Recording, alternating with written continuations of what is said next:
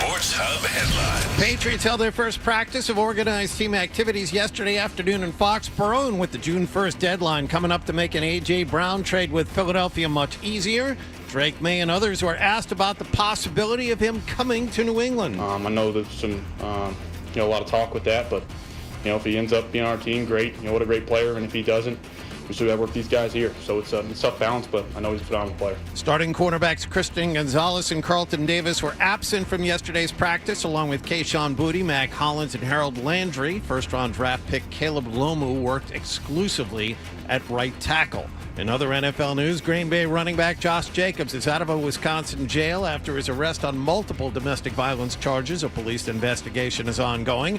Red Sox scored 6 runs in the 4th inning. They blew out Atlanta 8-0 at Fenway Park last night. Connolly early allowed just 4 hits and struck out 7 over 7 shutout innings for the win. Jarren Duran homered as part of a 4-hit night. Peyton Tolley faces Chris Sale this afternoon. At the NHL playoffs, Carolina's one win away from the Stanley Cup Finals. They won in Montreal last night 4-0. They lead the Eastern Conference Finals 3-1. And Oklahoma City visits San Antonio tonight in Game 6 of the NBA's Western Conference Finals. The Thunder lead 3-2. Sports Hub headlines are brought to you by John Sewer and Drain Cleaning. 24-hour on-call service for your clog drain emergencies. Go to johnsewer.com. I'm John Wallach on Boston's Home for Sports. 98.5 The Sports Hub. Your next update at 6:30. Boston Talk Sports. Trade Drake May. We all know what, but we won't say what. Yeah, worst take on these airwaves in the last 24 hours. We may not take a call today. The Sports Hub. Ladies and gentlemen, I need all of you to stop what you're doing and listen. Toucher Yes, I finally shaved my nuts. and Hardy Who, me? Just hanging around. on 98.5. Anchorman, heard about you. Yeah. We're Costco guys. Of course we go shopping while eating a chicken bake. That's gross. Not a great cook, but I do cook.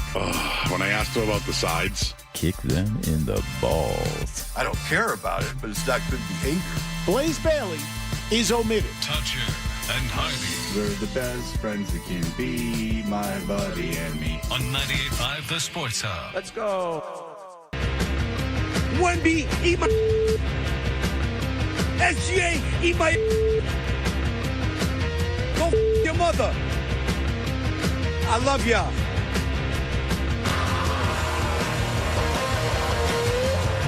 Hey, good morning, everybody. Good morning. All you boy girls out there that like boy girls, We are Toucher and Hardy, Town Fair Tire Studios, 617-779-0985. You can watch us on YouTube. Subscribe to 98.5 The Sports Hub on YouTube. your parents had good credit, you piece of That's right. That's the newest insult. Is that your parents had good credit. Your parents' FICO score was over 750. What? When we were growing up, that was like a big thing. Is if you're that you had way more credibility if you grew up very poor. But now that I'm an adult, I see the flaw in that logic, because the idea that you would somehow be punished as the parent for giving your kids a decent way of life seems flawed. Like as if, because if you were raised very poor, the idea, I suppose, would be that you would want, if possible, to improve that situation for yourself and therefore for your children. So I see a little bit of a flaw in that. I guess the whole thing is flawed, and this probably held true back then too, Fred, but... You just almost call me troop. Well, I guess we'll find out when we look at their bank accounts, whether they're poor or not. The great analysis. Well...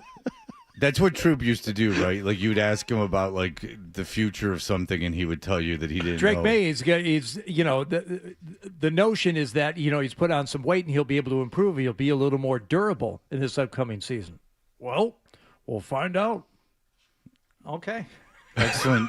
Big game this weekend, Troop. Excellent Who do you think's going to win? Prognostication. Do you want to get back into this? This is Hardy and Trippiano. Oh, no. On 98.5 The Sports Hub.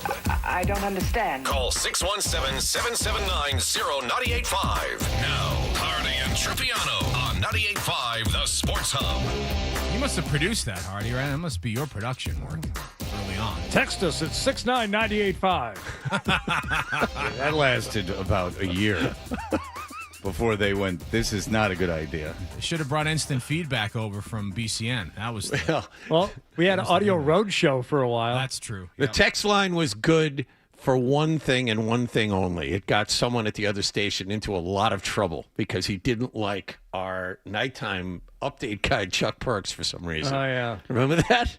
Oh, yeah. Didn't someone from WEI, they were, sending, terrible things on the text message, and then they figured out it was that guy? Yeah. Yes. He didn't think it would get him caught. Because... But his phone number was attached to it, you see. So that was a problem. But in that guy's defense, if anyone needed to be taken down a notch, it was Chuck Perks. That guy was... Yeah. The guy was so full of himself. Yeah, considering I don't even remember him. Yeah, it must have been, He's the he must have nicest really been guy in throwing the it world. around. Yeah, we had a text message line when we first started 98.5 The Sports Hub, and I do remember instant feedback. I don't remember instant feedback being as bad as the text line at 98.5 The Sports Hub, but the text line at 98.5 The Sports Hub, it wasn't like people complaining. It was like the company was like, oh, yeah, we can't have this. It was just a series of death threats, basically. Yeah. And I'm not exaggerating. It was just like a series of I'm going to kill you. It was really weird that for whatever reason, our station and the ability to text us, and people were so dumb because when you texted us, your number came up. So there was nothing valuable about it. It was just even in social media age, it was psycho. It was just psycho. And so no one looked at it because it was just opening something up. It wasn't even that kind of thing where you can see what people are saying about you and they're making fun of you, or there's that weird compulsion to look at people being cruel. It wasn't anything it was so far beyond that. It was just physical threats. Well, you'd say no one looked at it. Gresh spent the entire show on it and going back at people on it. Yes. He would text back to people. And a practice he still employs Well, to this day. I'd call Gresh right now and ask him. He would admit it. Yeah. He knew what he was doing. And Yeah. I'm like, dude, just ignore it. Yeah, I just want to say this one thing to this ass clown. What? Don't. What are you doing? Don't. Well, it's just so distracting. You can't. Then you get caught up in that and you're just distracted the whole show. That's the problem. But yeah, there was nothing to talk to those people about. I mean, remember we had one guy kept threatening to kill us, and then the cops went to his house, and it turned out to be this surprisingly. And I felt bad for the dad, but it ended up being this grown man who lived with his dad. And the dad had locked up the computer, but every few weeks the guy would get access to the computer. He was a grown man. He would get access to the computer, and then I remember his name too. Oh. And he would get on the computer and just start sending all these death threats, bad ones, specific death threats. And so you have to go hey, this guy's saying he's going to kill us. And so then they, the guy's number's on it, so they would go. They can find that stuff anyway. It takes 10 seconds. I had a guy one time I remember when I was in Newport, and he left a message how he's going to kill me. He was going to come out of there on my cell phone. Yeah. He left a voicemail on my cell phone, and he blocked his number. But he was I'm going to jump out of the shower and kill you. I'm going to jump out of the shower and kill you. So I went, oh, no. So I walked over to the Newport police station, and I gave him my phone.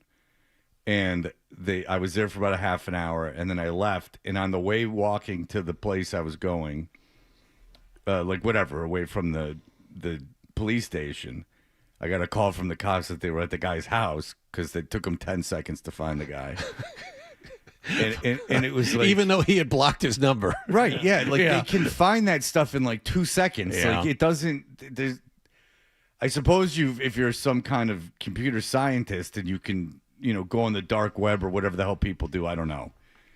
But like blocking your number doesn't stop them from being able to see where it's coming from. I mean, I'm not lying. I was there for half an hour, and I had walked to the police station with my family, and my kids were pretty little, so like it didn't occur to them that anything was going on. And then I left the police station, and walking back to wherever we were going, the cops were already at his house, and he was like crying and stuff. And I'm like, well, what did you think was going to happen? And he had a family. It was a guy with like a family. He was like a young father. And he's telling me he's going to jump out of the shower and stab me. Very strange. Very strange. Man. But yes, that text line was not long for this radio station. I had one guy waiting for Troop in the parking lot one day. I'm like, uh-oh, what's this about? He had a baseball he wanted Troop to sign. Huh. Is that true? Yeah. Wow. I was like, I'm sure, yeah. Yeah. Don't put it on eBay now. I want to put your name on it. No, I don't. I know the resale on these things. Trupiano. That had to be a bit of a chore. Oh, all right. It was fun. So what were you talking about before we got to, you were saying something, I forgot it. I interrupted you. I apologize. No, it was, I think it was, no, it was Troop. It was the Gresh and the text line. I'm not sure. I can't remember. All right. Well, I'm going to the Red Sox game today. You got the pitching matchup of all pitching matchups here. The young gun against Chris Sale. Peyton Tolley against Chris Sale today. So I'm going. I'm looking at the weather right now. I don't doubt since I'm going to the game it's going to rain. They're saying a couple of showers. So let's see. That's a 4:00 game. I might be okay. You buy the tickets yet? Yes. Okay. $100 a piece. That's not bad. Same place behind the dugout? Yeah. And someone in a worse section or a worse row, approximately the same section, was asking for $1,600 a ticket. Oh, my God. So you might as well just burn the tickets. I wonder who bought those tickets and thought that anyone was going to buy them for $1,600. They do realize that when you get on there, there's prices of more than one ticket, right? Like that you can see one ticket is for sale for $100 and one ticket is for $1,600. And don't most of those apps like recommend a sale price for you? Yeah, what I do is I'll zoom for Fenway because I'm very particular about where I sit. Like I just like being on the. I mean, I'll sit on the first base side if it's like a good deal, but I generally will originally focus on the third base side somewhere around the visiting dugout.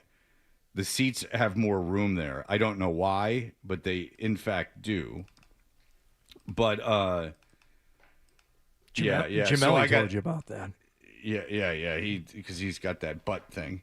Yeah. Strangely, those tickets are no longer on here, but I still got the best price. You got a 10 to 15% chance of rain. It looks like starting at 2-3 o'clock. And when's first pitch? 4 something? 4:05. 4:05. Yeah. You'd be all right. Yeah, so I still got, because now the best price is $136. There's $108. So I got around the right best price. Ooh, someone's asking $78. Yeah, smart. You want to get rid of those tickets, don't ask for $1,600. When you go on a secondary site, you can click on the park and then zoom and see all the prices of all the seats available. Yeah. That's what I'm saying. So if you're going to list your tickets, the app will say you should sell your tickets for this much based on, what other tickets are selling for and what tickets have actually sold. If you really want to sell these, here's what they're selling for. It's just, I bet you someone from like Atlanta bought tickets and then said, oh, I can't go to the game. Like, I'm not going to end up being in Boston. And then they were like, well, it's Boston. So they must really want to sell the tickets. And they had $1,600 for a regular season game per ticket. Or even if it was for 2 tickets, but it was per ticket. It was, it just, there's no way. Like, there's no way anyone would do that. The market for these kinds of things obviously is odd. Chris Sale doesn't bring any extra juice to it. I don't understand what the thinking is. Well, the thinking is that you are unaware of the market and you are under the assumption that tickets go for $1,600 because of it's Fenway, which is ridiculous. No one would go to a game. If tickets to Red Sox games were $1,600, there might not be anyone there. There might be 5 rich guys have a compulsion to go to every game. Right. Like that's their, kind of unusual rich guys, whatever the term for that is. Like the guy with the cowboy hat that sits at all the Lakers games, the real old guy that dresses like he's in a 1975 eccentric metal billionaires. Band. Eccentric billionaire. There might be like an eccentric billionaire, but they would be like 3 eccentric billionaires in the crowd. I've never paid $1,600 for a ticket for anything. Neither have I. And this is not exactly on topic, but it's kind of similar. I've been tracking how much tickets to Madison Square Garden are now for Game 3, and TickPick, who follows this kind of stuff, has the most recent numbers from last night. Do you want to guess what the get-in price for Game 3 is at Madison Square Garden? $1,200? Not even close. Much higher. $5,000? $3,600. All right, get-in price. So what that is the Taylor Swift phenomenon. So Taylor Swift is no doubt extraordinarily popular, but the tickets to her shows got to such a ridiculous level because the tickets were that expensive. I'll explain. Because even my ex-wife doesn't like Taylor Swift, but for whatever weird reason wanted to go to Taylor Swift because once tickets were that expensive, there was this wave of people that just wanted. Somehow it then became like a Prada bag or like a, Cartier bracelet. It became something that almost was a status thing that I paid this much to get. I don't know if that's why my ex-wife wanted to go, but it was that hype around it. So that's what Knick games are. They're so expensive that it's become like a status thing. And it's not even about being at the game. It's just about it's not about watching the game and being in the crowd. It's about literally having a ticket and going, I'm at the game. And to that end, we were talking about how much courtside seats go for when we started all of this. Yeah. Right after the Knicks won, it was $102,000 a piece. The prices have gone up. 2 tickets just sold within the last, according to this, 36 hours for a total, and you'll never get this, for a total of $279,000. $140,000 a piece for courtside seats to Game 3. I don't how do you sell those? Not why would someone buy them? I don't know how the Knicks let them sell those. Again, they give away most of those courtside seats to famous people. Yeah. Or the famous people have, grandfathered in and whatever they pay for them. But I don't know. Doesn't that seem like something the Knicks wouldn't let you do? Like if you have these tickets, you can't sell them on the secondary market. They do that. Right. You don't want it kind of ruins what you have there. I understand. You don't want just someone in to do it, just some plain guy sitting there. You want your celebrities in L.A. So for that Game 3, John, this is what I've never understood about, buying tickets for that much for a best-of-7 series. Literally anything can happen.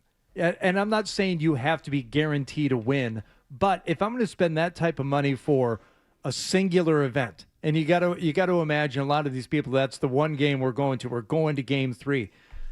If you're going to a Super Bowl, if you're going to a Game 7, I don't care win or lose, I have to be there. But Game 3, you need to spend tens of thousands of dollars just to be there. Yeah, but all right, the get-in price is $3,600. Correct. All right, let's get a pair of tickets. It's going to cost us with fees $8,000, but at least we'll be there. Yeah, you're going to be there for a Game 3. Nothing will be decided. Your team could get blown off. They could be down 2-0 and they lose that one. It could be literally one of the worst sporting experiences of your life, which you almost certainly won't say if it is the championship game. That one I kind of get. But for a Game 3, there's no way. There's no way. Either the very start of a series or the very end of a series, that's it. Well, I mean, there's a chance that you could get there. Say the Knicks take one wherever in Oklahoma City or San Antonio, and then they're back and they're losing by 25 at the beginning of the first quarter, there's a chance they pull their starters. I mean, you've seen that throughout the playoffs. Right. That's right. Like, I'm going to just eat this loss. That's right. and- The second half doesn't mean anything. Yeah, we're going to eat this loss and then try to come back and maintain home court. Yep. Oh, Well, and there's also an added bonus to all of this as well, is the president told the media yesterday he is attending one of the games, what at 3, 4, or 6, or whatever the case may be. So you have spent all of this money. You are trying to get into New York City to attend the game. The road closures around Madison Square Garden are astronomical. Okay, we'll take the train in. Well, Penn Station happens to be right underneath Madison Square Garden. The restrictions on Penn Station are going to be through the roof. Getting to the game will be almost impossible. You got to figure they helicopter him into that game, right? I don't know. But that seems like the easiest thing to do would be to helicopter him into the game. And there's no way you can't land on a building around there. Like, that just seems... I mean, if Craig Carton's getting helicoptered to Mohegan Sun or whatever every night, I got a feeling that they got to be able to helicopter Trump into the city. I could be completely wrong. Our president will make a grand entrance. Air Force One lands at LaGuardia. Stretch limos all the way in. Well, I would rather take a helicopter. Exactly. I would too, but, no, I mean, he takes helicopters places. I mean, it's not unheard of. I mean, this is it's kind of cool to take a helicopter in, too. I don't know if landing in LaGuardia is a more glamorous thing. You ever been up in one of them whirlybirds, Fred? I have not. One time at a 4th of July fair, they were doing helicopter rides. Oh, that sounds safe. In Clawson, Michigan. I know Clawson. Oh, sure. Clawson, Kentucky. And my sister and I went up in this helicopter. It was, I think, built for 2 people, like one of the old school, like, bubble helicopters, right? And I sat next to the pilot, and my sister was on the outside, who was always, like, fearless. She had, like, one little lap belt on and was dangling her, right arm and right leg out the door. Meanwhile, I was holding on to I was probably maybe 8, 9 years old. And our parents sent us up in this thing. It seems ridiculous now, that they would be given helicopter rides at a 4th of July fair. But, this is the early 80s probably. Yeah. It was terrifying. My guess is that if you were to find yourself in one now, and I can't imagine what the circumstances would be where I'd be in a helicopter, maybe a sightseeing tour or something. Technology has improved, but this thing was like a flying lawnmower. I mean, it was just a bench and a stick and a couple of pedals. It was awful. And had nothing to do with that thing. No, I don't know if I would enjoy a helicopter that much. I'd be paranoid the entire time. Yeah.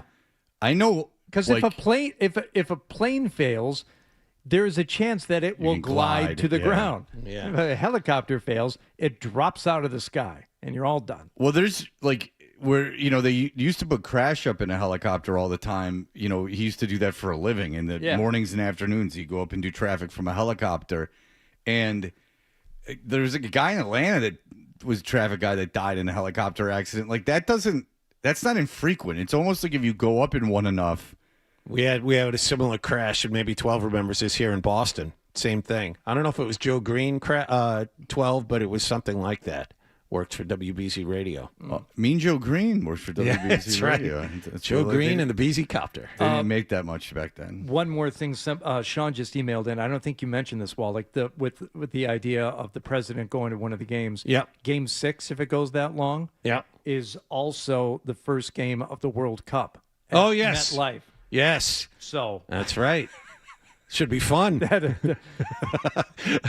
That'll be an easy traffic day in the city. Oh, man. Could you imagine? Can't even. Well, MetLife is actually not to be just contrarian, but I don't know if MetLife's going to affect traffic in the city. No, but it will affect the number of people in the city that day that normally wouldn't be there. Sure, I guess, it will affect certainly train traffic out to MetLife. MetLife's impossible to get to. It sucks that it's there because it's so close, and I would like to take my son there more often, but we've never gone there because it's just like a nightmare.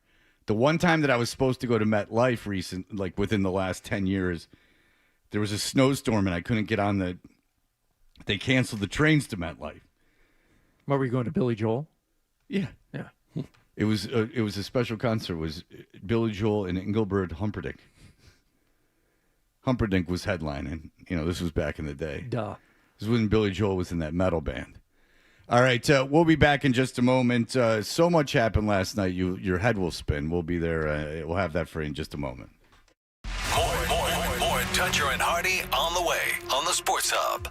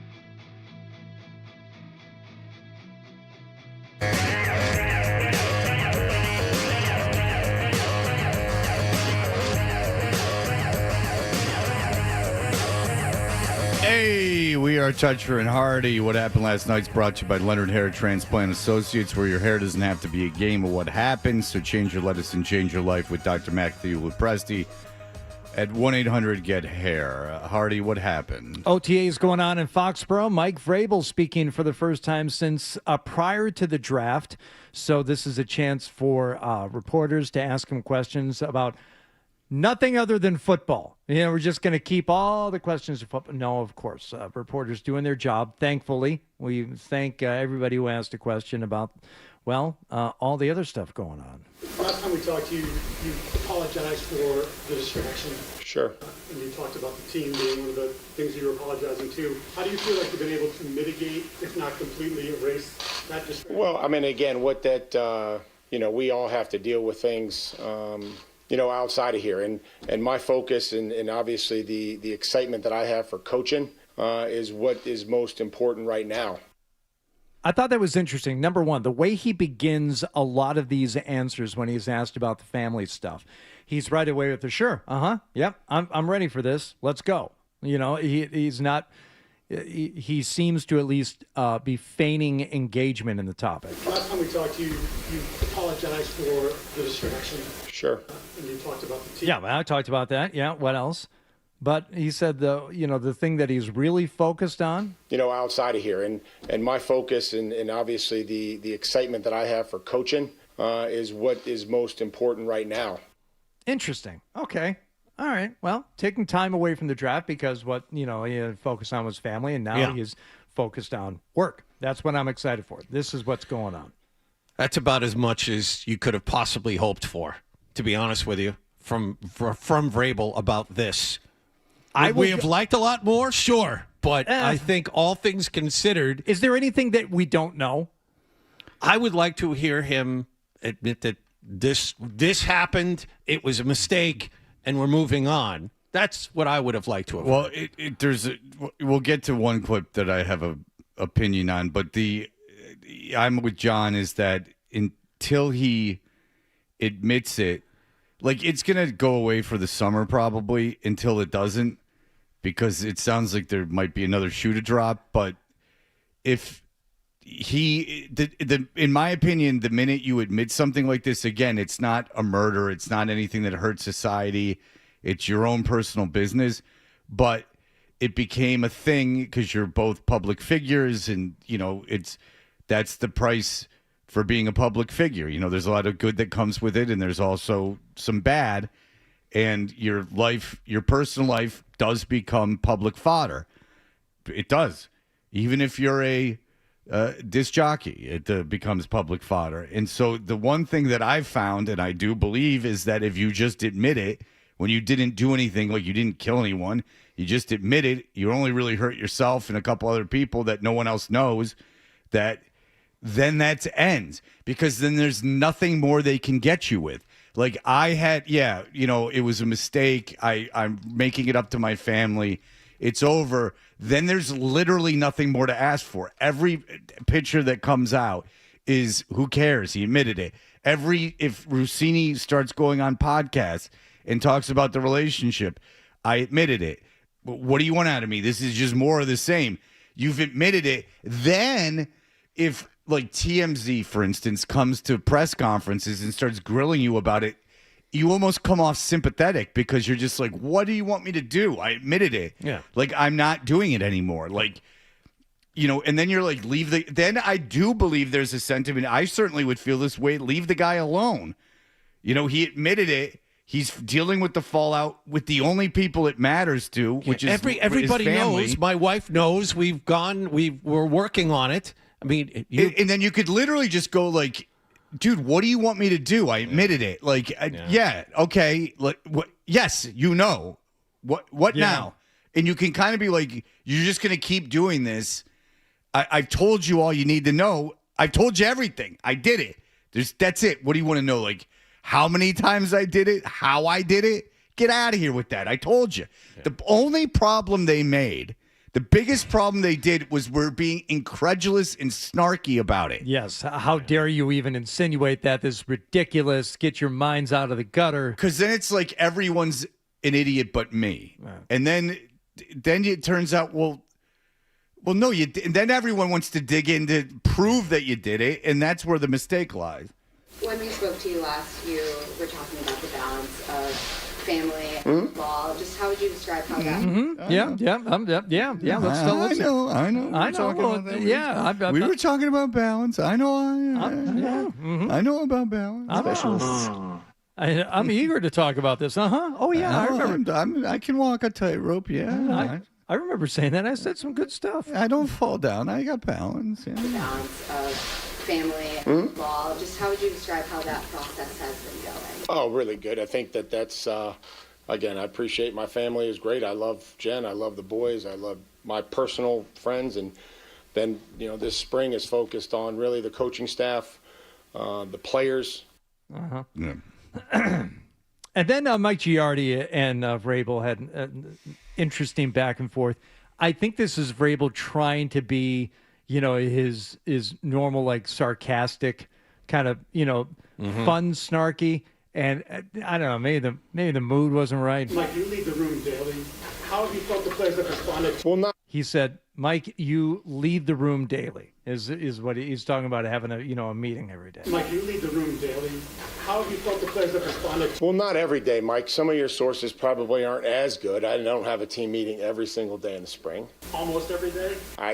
Close to? Sometimes. Regardless. Most of the time. You're in front of the room. How have you felt like the players have responded to your leadership because it was such a critical... I don't want to speak for the players.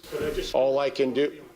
I feel great. I feel like I'm trying to give them the information that are going to help them do their job.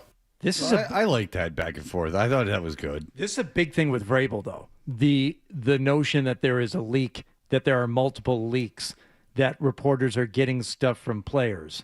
And that's, when he goes after Giardi right away and says, like, I don't know, your sources, they're not as good as you think they are. If you say I'm in here leading a meeting every day, okay, all right. Well, I didn't get that from that. I thought he was just being kind of fun. Like, I honestly... Oh, no. I think this goes back to last season when Vrabel was pissed off about information getting out, and he was super pissed about it behind the scenes. I think Hardy's right about this. Yes. Yeah. Oh, okay. So...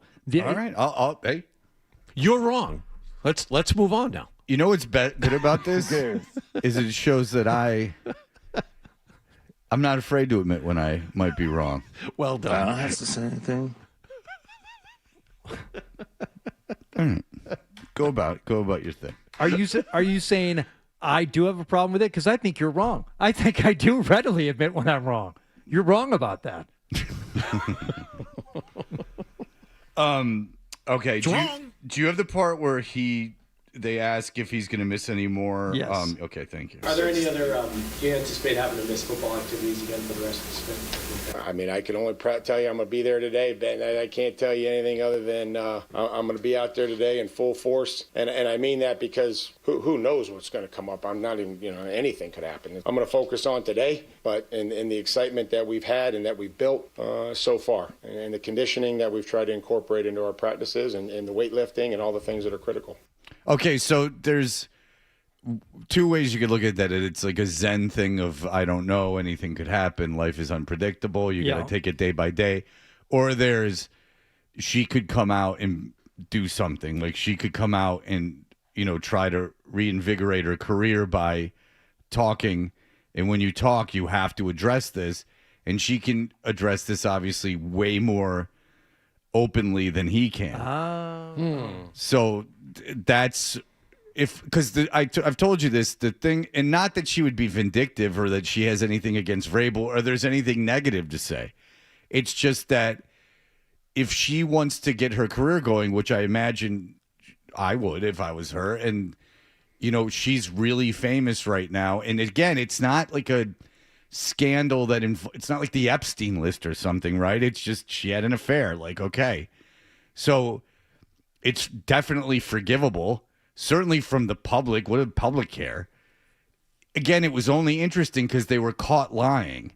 Like, that's what's intriguing about it is that, you guys are saying this didn't happen, but yet you guys have been pictured together on all these quote-unquote dates for years. That's what's intriguing about it. After the original, oh, they were having an affair, then you just start gotcha. Yeah. So if she comes out and talks about this, then it's just embarrassing for Vrabel. It's not career and it's not he's a terrible guy. It's just embarrassing. Like I'm sure she won't. She apparently like loves him. I'm sure she was not, and I don't think he did anything to her. So I'm sure that, it's going to be like, yeah, but she'll just talk about like their relationship, and then that will bring everything back up, and that will be embarrassing, and then he'll have to address it again. Okay, so when I heard him say, I don't know what's going to happen, that sounds a little to me, and it's like this is the lens or the filter I hear a lot of stuff through when people have gone through a situation like this. It sounds a little like therapeutic speak. Like, well, I don't know, right? And whether you call it Zen or whether you call it, it's this whole one day at a time mentality. We're just doing this, thing, and who knows what's going to happen next. But it is interesting, the notion that I'm also kind of guarding against. I have no idea what's coming next. Yeah, So I will part of that. I will do this just from my own sanity and my own mental health perspective. Like hey, I'm here today. Things are good. We're excited to practice, and also I don't know. Who knows if I'm going to have to miss another day and take another weekend retreat? I don't know. Here's a question for the room. Obviously, Diana Rossini, a very hot name. People want to hear her story. Will there ever be a time in the future, if she decides not to speak on this at all, where people aren't as interested? Is there a shelf life for this? Well, if she wants to get back in the media, I can't imagine it's as an NFL reporter. But it could be as a sports personality. Sure. And in order to do that, she's going to have to do interviews to reingratiate herself back into things. And if she's on anything like a talk show or a podcast or something, the best way to go about it is just to talk about it. And if I was instructing her career, I'd be like, go around, talk about it, be honest. And then, then from then on, again, you don't have to deal with it again. Plus, she seems to be like charismatic and like clever. Yeah. She was a good guest on shows when she wasn't being weird and sending pastries. So she can handle that. I'm sure she can do it in kind of like a funny, self-deprecating way. And then again, then it's over, because what else are you going to do? Like, I do think there's a situation where 5 years from now, that she can go about her business and she's not the one she builds her career back up and she becomes successful at something. She's not forever the person that had an affair with Mike Vrabel. They're not famous enough. Like Amber Heard's always going to be the one who took a dump in Johnny Depp's bed. That's two very famous people. No one knew who Diana Rossini was before this. No one who cares about this knew who Diana Rossini was. None of our wives or girlfriends knew who Diana Rossini was before this. So, all you got to do is admit these things. And then it's fine. Everyone's human. Everyone makes mistakes. Everyone moves on, especially when it doesn't affect anyone. It doesn't affect me. It doesn't affect you in the audience. It doesn't affect anyone. The only thing is that they're famous people that got caught lying. And not only were they lying, they were incredulous and condescending about it. And that's not a good look. That makes you not like someone. And it makes you go like, who the hell are you? Now you're just going to, not only are you going to lie, you're going to be like, oh, this is ridiculous. Yeah. Go screw. That's how you feel. But then if someone goes like, look, man, I didn't know what to do. I didn't know what to do. We had been caught, and I didn't know what to do, and I panicked. What? You're just like, okay, yeah. And then you even like the person more because you're like, okay, I understand. I've been through not cheating or something, but I've done dumb things and been caught, and everyone, come on. All right, we'll be back in just a moment with the Local 9 slapping that thing around. We'll be back in just a moment. Here are the headlines. Sports Hub headlines. Patriots OTAs began yesterday.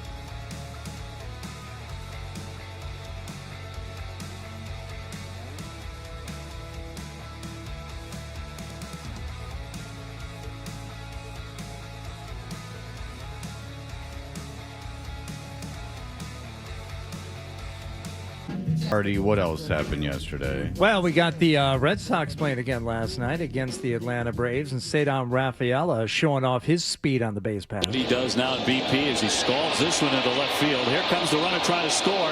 Here's the throw home, and he is out by about 7 feet. Okay. Close. Thought he had him beat. Oh, man. I remember I was watching a broadcast, and the third base coach is the former Portland Sea Dogs manager at Double A. His name's Chad Epperson. And Epperson said, we're going to be aggressive. I'm going to be aggressive. I'm going to be really aggressive. No. Reminds me of Wave 'em in Wendell Kim. Or send him in Swaim. That's right. Yeah, Dale Swaim was the same way. Yeah. I was listening to the Cardinal game a couple days ago, and the first base coach's name is Pop Warner, and the third base's coach's name is Stubbs. Hell yeah. They're like, Stubby and Pop Warner. I'm like, what the hell is this? 1937, apparently. Yeah, it's like, wow.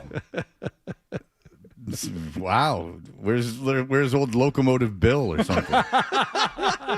The big train. Learn that from their hitting coach, Boxcar Willie. Yeah, it was Pop Warner and like Stubby McGillicuddy or something. Stubby like, Clapp? Yeah, Is that who it is? I'm just like, whoa. Red Sox taking advantage of a Braves error early on. Ground ball to first and misplayed by Olsen. A run is in. Masataka will score. Rumbling into third, Mickey Gasper. Meyer hit it right at Olsen. Now there's a full house on the bases. Anybody? Olsen? A lot of fun You talking like that. about this falafel kid yesterday, and man, he showed off last night. Swing it away, and he rips a line drive base hit into left. Another run scores. Gasper touching home plate. Kind of Falefa swinging it. Red Sox lead it 2-0. If you like RBI singles, last boy. night was your game to watch. Man, all over the place. Man at every base. That's ripped into left field. In to score Meyer. Here comes Kiner Falefa. The throw home. He slides. He's going to get in. And the runners move up as it gets away. Duran into third. Cedar with his third hit. 4-0 Boston. None of these hits are going longer than 200 feet, but they're all in the right place. Yeah. So that's good. Yeah. Yeah. Base hit to left, base hit to center, base hit to left, base hit to right. Well, it works. Yes, I it mean, does. Nothing wrong with It it. does. Red Sox had a lot of hits last night. Good. Shame on you for saying none of these hits went more than, 100 feet. And there's a drive. Oh, no. That one driven. That one is out of here. How about that? Red Sox with their first non-single, and it's a home run. And the fourth hit of the game for Duran and his 8th home run. Yeah, they got to play Duran every day if they're going to keep him because this is the only way. This isn't a negative. This is just saying this is the only way he's going to hit. He's got to play every day. Yeah. It's obviously affects him when he doesn't play every day because right. now he's been very hot and it coincides with playing. So when you get Anthony back, I don't know what they're going to do. DH. DH Anthony or DH Duran? Duran. I think that he's got to play in the field. But Anthony's a better fielder. No, I know. What? No, yeah, I know. No. Anthony's got to play in the field. I know that. Yes. For numerous reasons. A, that he's your 5-tool kid that needs to play in the field every day. I do understand that. Regardless, even if he's better, you just need to play Anthony because you've committed to him. Yep. I understand that. But they got to trade someone out of this outfield. I don't know why they haven't, and it's hurt the team. Like, now it's hurt the team. And I now wonder why there was anyone that argued against trading one of these guys. Like, it was just, it's not working. Like, so you have two immovable guys. You have a gold glove in center and a gold glove in right. You're not trading either one, especially because Abreu is one of your only power bats and in the Rafaela lineup. can hit. Yes. So, like, yes. Okay, so, yes, they're immovable. So you have to get rid of someone because you have to play Duran every day, obviously, or not play him. So, they got to get rid of someone. Now it's negatively affecting the team. It used to be like, oh, well, we can. And I remember we had one guy, and he's like, people get hurt. And you're like, all right, well, no. They got to get rid of someone. It's been a problem. been a problem. It's like actually a problem. They have too many outfielders. You got to get rid of somebody. I mean, and they insist on playing Masataka Yoshida as well, even though he really shouldn't be playing. They insist on not only playing him, but hitting him in the middle of the order. I mean, how many home runs does he have? 1, 2? But he's hitting third. He's hitting fifth for you guys. But if you're playing Yoshida, who behind him are you putting in front of him? The lineup sucks, John. Like, I can tell you, but Gasper, Sogard, Meyer, Falafel. The bottom 5 in that order. Yeah, you pick them out of a hat. It doesn't matter. Yeah, I'm not gonna start going Gasper should hit in front of Yoshida. Like it's okay, fair enough. But the overall thing is he's an outfielder. Right. On top of all of this. No, I know, and that's why they got to move somebody. They got to get someone out of here. Too much. So Jarren Duran hit a home run in the 8th inning. That was their first non-single of the day. Yeah, in the 8th inning. But you're complaining about that as if that's a bad thing. He was 4 for 4, John. It just highlights what the problem is with this offense. But it was listen. I got news for you. If you get 15 hits in a game, you're okay. Yeah, 14 singles, 1 homer. They won. They did. John, 8-0. They scored 8 runs. Yes. If you get 15 hits in a game, you're okay. They look great. They did. You're right. Well, I'm not being sarcastic. Because you shouldn't be. Because if you get 15 hits in a game, I don't care if they're all bunt singles. So look at me. I'm not being sarcastic. Okay. I don't care if you bunted 15 times for hits. No. Then God bless you. This is an offensive explosion for them. I'm very happy. They won 8-0. Connolly early. Spectacular. Yesterday. Yeah, they've got good young pitching. I mean, you got to hand it to them with that. They've got good. He shut down a real good lineup. So good for the Red Sox. They won. It's a real shame that they couldn't put together anything resembling a major league lineup because they would be pretty good. They'd be pretty good. I mean, their bullpen's not great, but it's okay. And the back end of it should be good. And then you've got good starting pitching and good young pitching. Yeah. It's just that you couldn't put together a lineup. All right. Very briefly, the Canadians, after dropping the first game of the Eastern Conference Final against the Montreal Canadiens, looking like it was going to be more of the same for Carolina, have stormed back. They have now won 3 in a row, including going up 3-0 in the first period last night, a 4-0 shutout of the Canadians, and they're on the cusp of going to the Stanley Cup Final. Carolina, Vegas, can't wait. If Carolina wins... If Carolina wins... Well, that's what the league was hoping for. Oh, absolutely. It's going to get all the eyeballs. Carolina wins tomorrow night. The Stanley Cup Finals begin before the NBA Finals. Well, does it really matter? Got the Knicks versus some would-be or current dynasty, and then you've got Carolina versus Vegas. No, I understand. I know, John. I know, John. Jesus. Okay, we'll be back in just a moment. Farts on the way.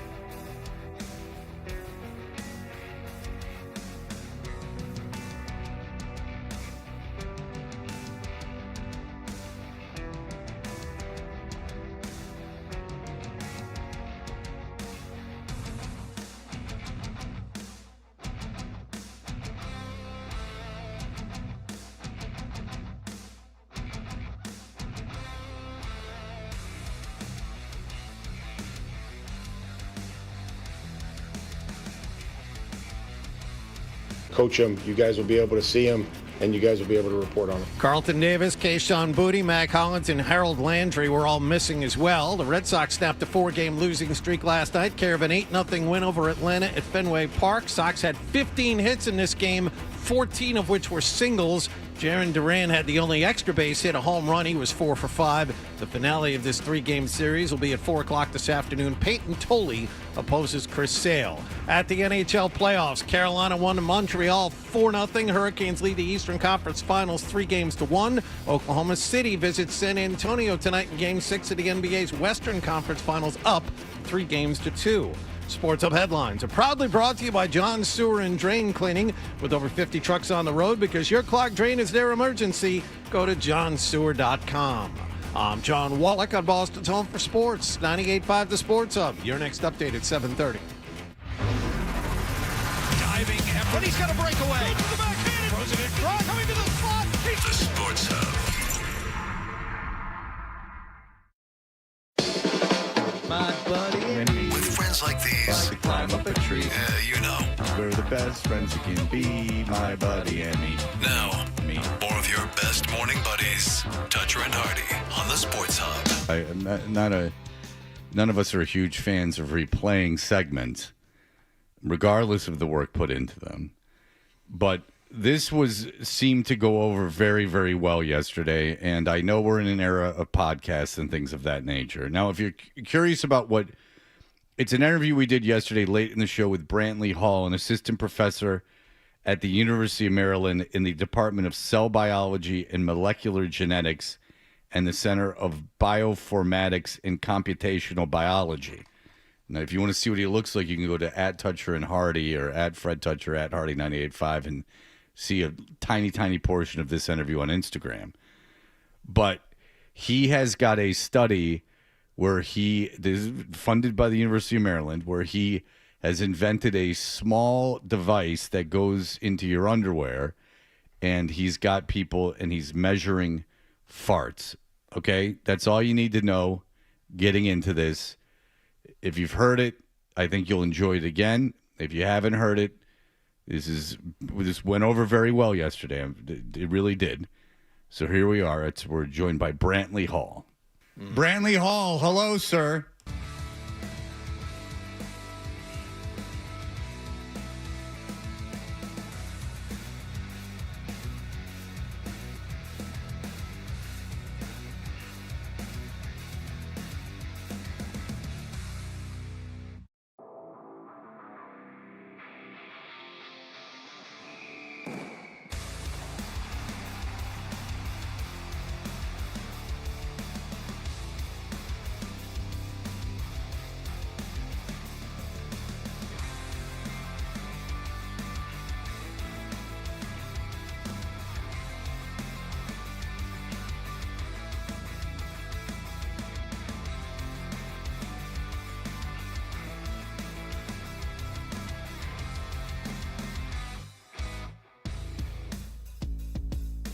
Microbes per gram of stool. And so those native microbes that live there and have probably lived with you for years are the main cause of farts. All right, so 300, because I know how many grams of stool I made just recently, so I can tell you that. You have what seems to be a dream job for many of us. How did you get into this area or this field of expertise? We didn't start out trying to be fart measurers. We're microbiologists, and so we're trying to better understand gut microbial metabolism, but we kind of hit this wall about where we could measure it and how we could measure it. And so farts were the place where we could measure gut microbial metabolism in real time, but there wasn't a device that allowed you to do it, so we had to make one ourselves. What were some of the early trials and tribulations? You said you had trouble measuring the farts. What did you try first? Yeah, so we started out measuring microbiology in our anaerobic chamber, and what's our that? sensor didn't work. What's an anaerobic chamber? Yeah. So it's kind of like a bubble. Do you remember like the Bubble Boy episode of Seinfeld, how that guy was living in a bubble? Yes. You're talking our language. We are so in the same wheelhouse together. Yes. This is perfect. Yes, we do know that, yes. My lab has a bubble just like that, and we exclude all the oxygen from it. So there's 21% oxygen in the atmosphere. We take all the oxygen out of that bubble, and in that bubble, we can grow the microbes that live in your gut. And so we call it the anaerobic chamber. And so we were trying to measure hydrogen in there and see what the microbes were up to, but it didn't work. And we got really frustrated, and we took the sensor out, and we're like, I think we're just going to take this home and fart on it and see if it works. And it worked. So who farted on it? How did you get chosen for that? It was me, yeah. Did you know you had to fart, or did you take the sensor and wait until that had to happen? It was a waiting game. Yeah, for sure. Oh, then they never come when you want them.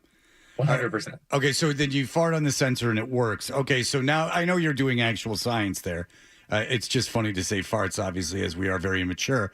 But there has to be funding for this, I'd imagine. And that, I don't know anything about the academic process, but I would imagine that requires presentations and things like that. Were you at all nervous about presenting this to people in that they would think that you were insane? You know, a lot of people ask me that, but you know, farts aren't even that weird a biosample.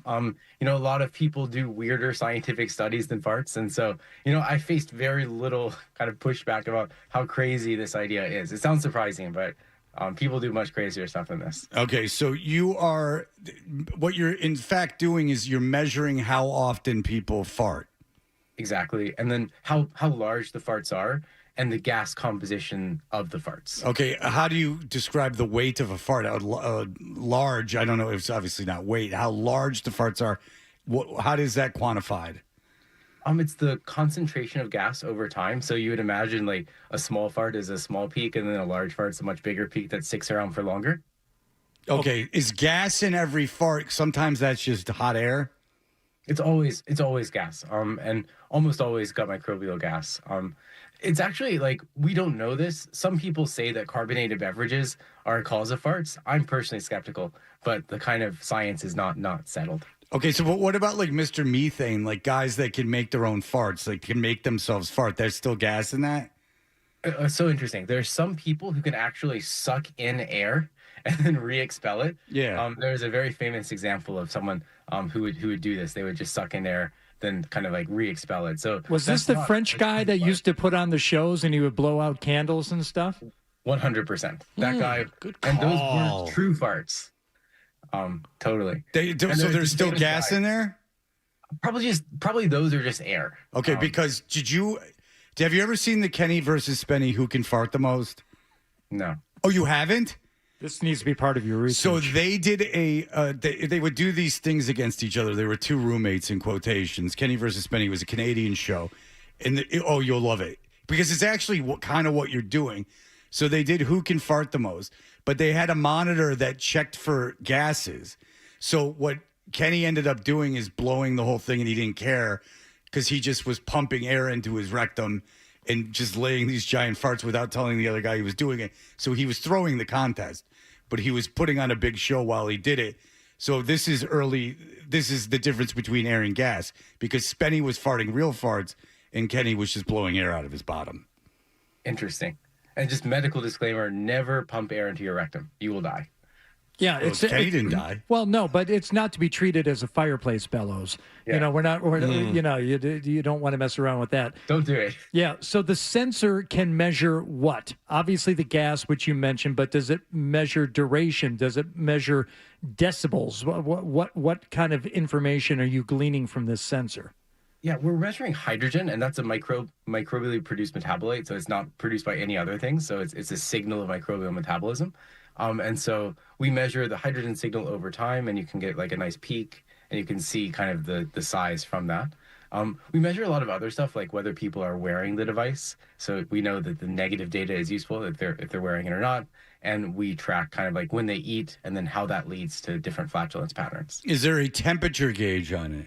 For sure, there is. Okay. And have you come to the conclusion that heat equals anything? For us, heat is higher likelihood of people wearing it. So your underwear is like near body temperature. And so like, you know, the sensor's like 70 degrees. We're like, oh, they're not likely wearing it. But if it's 96 degrees, we're like, they're likely wearing it. Oh, so it has nothing to do with the farts. Does when there is a fart expelled, though, does the temperature reading go up? No, it doesn't. We were surprised by that, actually. Yeah. So I agree with you. Yeah. Is there you've tracked all these people. We know your research. What's the most anyone's farted in a day? It's about 220 times per day. Okay, and the least amount of farting is what? Like 3 times a day. Okay, so that's with a boy, and then a girl. Okay, I understand.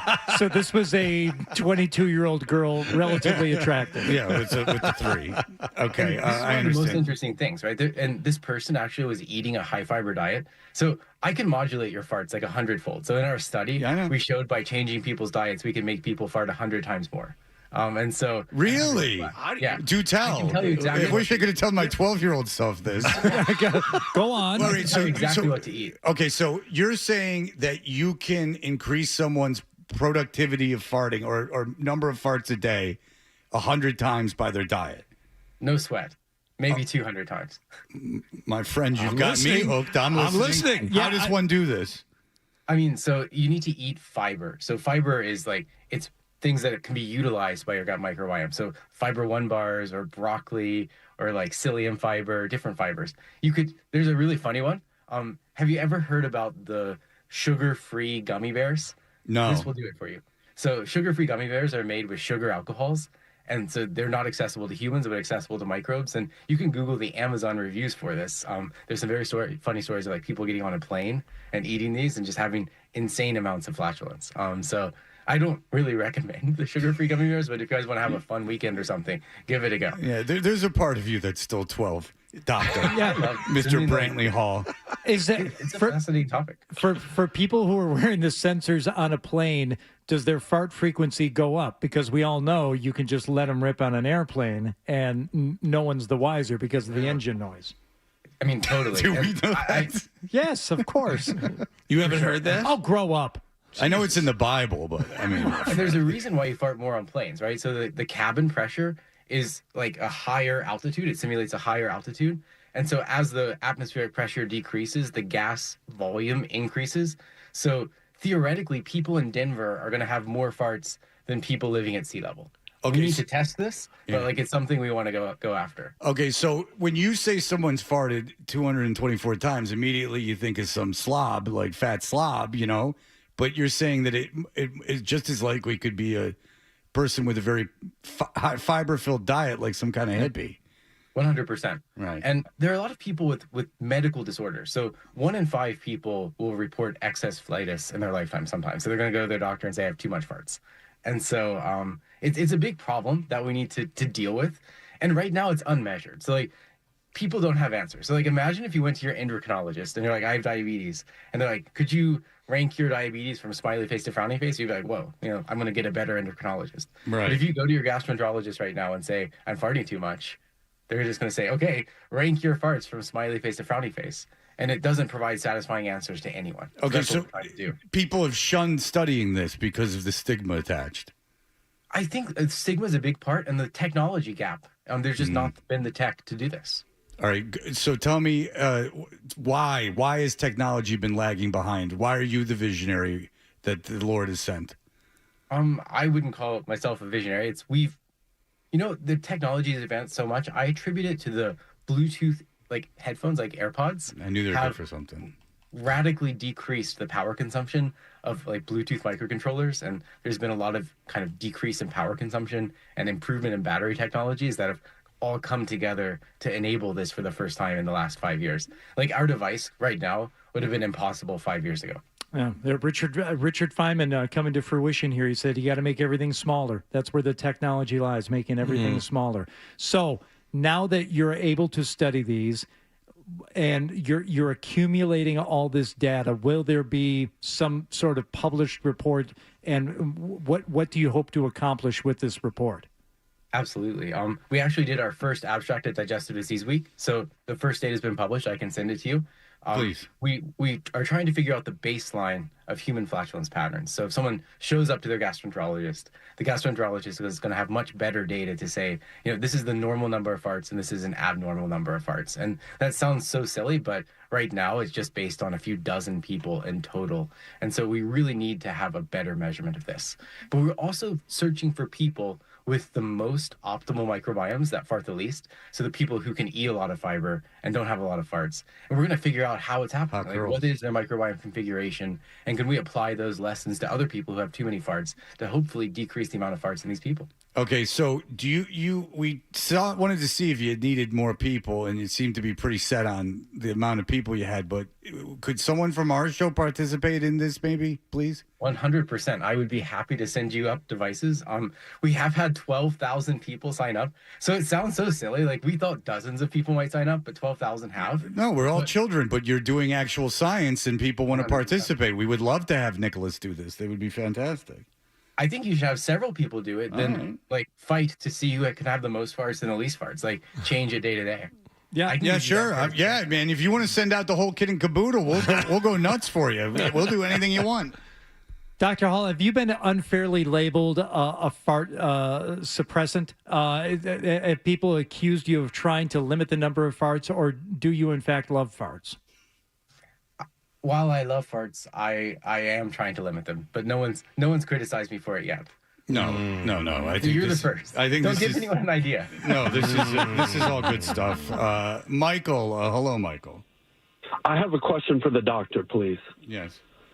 Doctor, me and my friends like to get together, and we may have some drinks, adult beverages, and one thing leads to another, and one of us will drop our shorts and let go a very large fart with a lighter being held at the other end.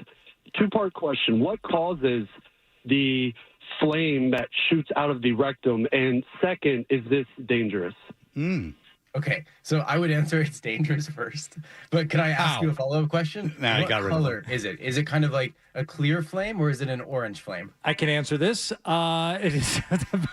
Is it a blue flame? That counts too? No. The experimenting on my own in high school with a Zippo lighter. Sure. Number one is the best type of lighter to use, and the flame was I would say brighter in color. I expected it to be blue, but it was more orangish. Okay, so there's two components of flatulence that are flammable: the hydrogen and methane. And not everyone produces methane. Methane is like kind of rare in people in the U.S. And so the reason I ask about the color is if you're colonized only by hydrogen-producing microbes, it's likely going to be a fairly clear flame. But if you're colonized by methane-producing microbes, it's likely to be more of a bluish-orange flame. So if you see a big orange flame, you might be colonized by methane. You're like a diamond. Why? You're like a rare diamond. But why is methane less prevalent in the U.S.? Great question. So really only one type of microbe produces it, and it's the only archaea that live in our gut, and they're extremophiles. They turn hydrogen and carbon dioxide into methane, which is a really metabolically inefficient strategy, but they're able to do it in our gut. But not everyone has it. So most of our ancestors probably did, but they were eating, perhaps 10 times the amount of fiber we are today. So there's a lot more hydrogen and carbon dioxide for them to convert into methane. But in our fiber-deficient diets, if you're only eating McDonald's, there's not going to be enough hydrogen and carbon dioxide produced to make methane production feasible. So we're not eating enough. What about this fiber maxing that they're talking about, grossly I think women? It's extremely good.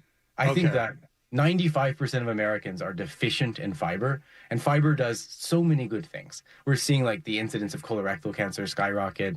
Fiber likely would blunt that. Fiber feeds your small intestine and large intestine. It helps your microbiome be in a good configuration, and it makes you feel full too. So it's really good for also eating less. All right, so there's a shortage of fiber. That's something that the world needs to work on. Yeah. It seems humans love to remove fiber from food. Like when we talk about processing our food, it's often removing the fiber. Well, and then everyone just says eat protein and don't eat anything else, and then you're not getting any fiber, right? I'm not a medical doctor, but I think that's bad advice to eat only protein for sure. But Rogan says it. And he's a doctor. He's not a medical doctor. Right? Yeah, he's smarter than you guys. Yeah. He's read the papers. Yeah. Can I ask you this really quick? This is off topic. Could an individual with no medical background and no education in medicine properly digest what's in a medical journal? I think so. Oh, you do? Especially with AI now. I'm just stupid. Oh, AI. I think so. Oh, AI. Okay. I think you can get a good summary. The thing about medicine is that it's much more controversial than you would think. So I was just at Digestive Disease Week, and there's a lot of controversy It's about like Bike Week. Yeah. Yeah. Totally. But with 8,000 gastroenterologists. Right. Just lucky prostitutes. So you were there, and were there arguments? Were there fistfights? What happened?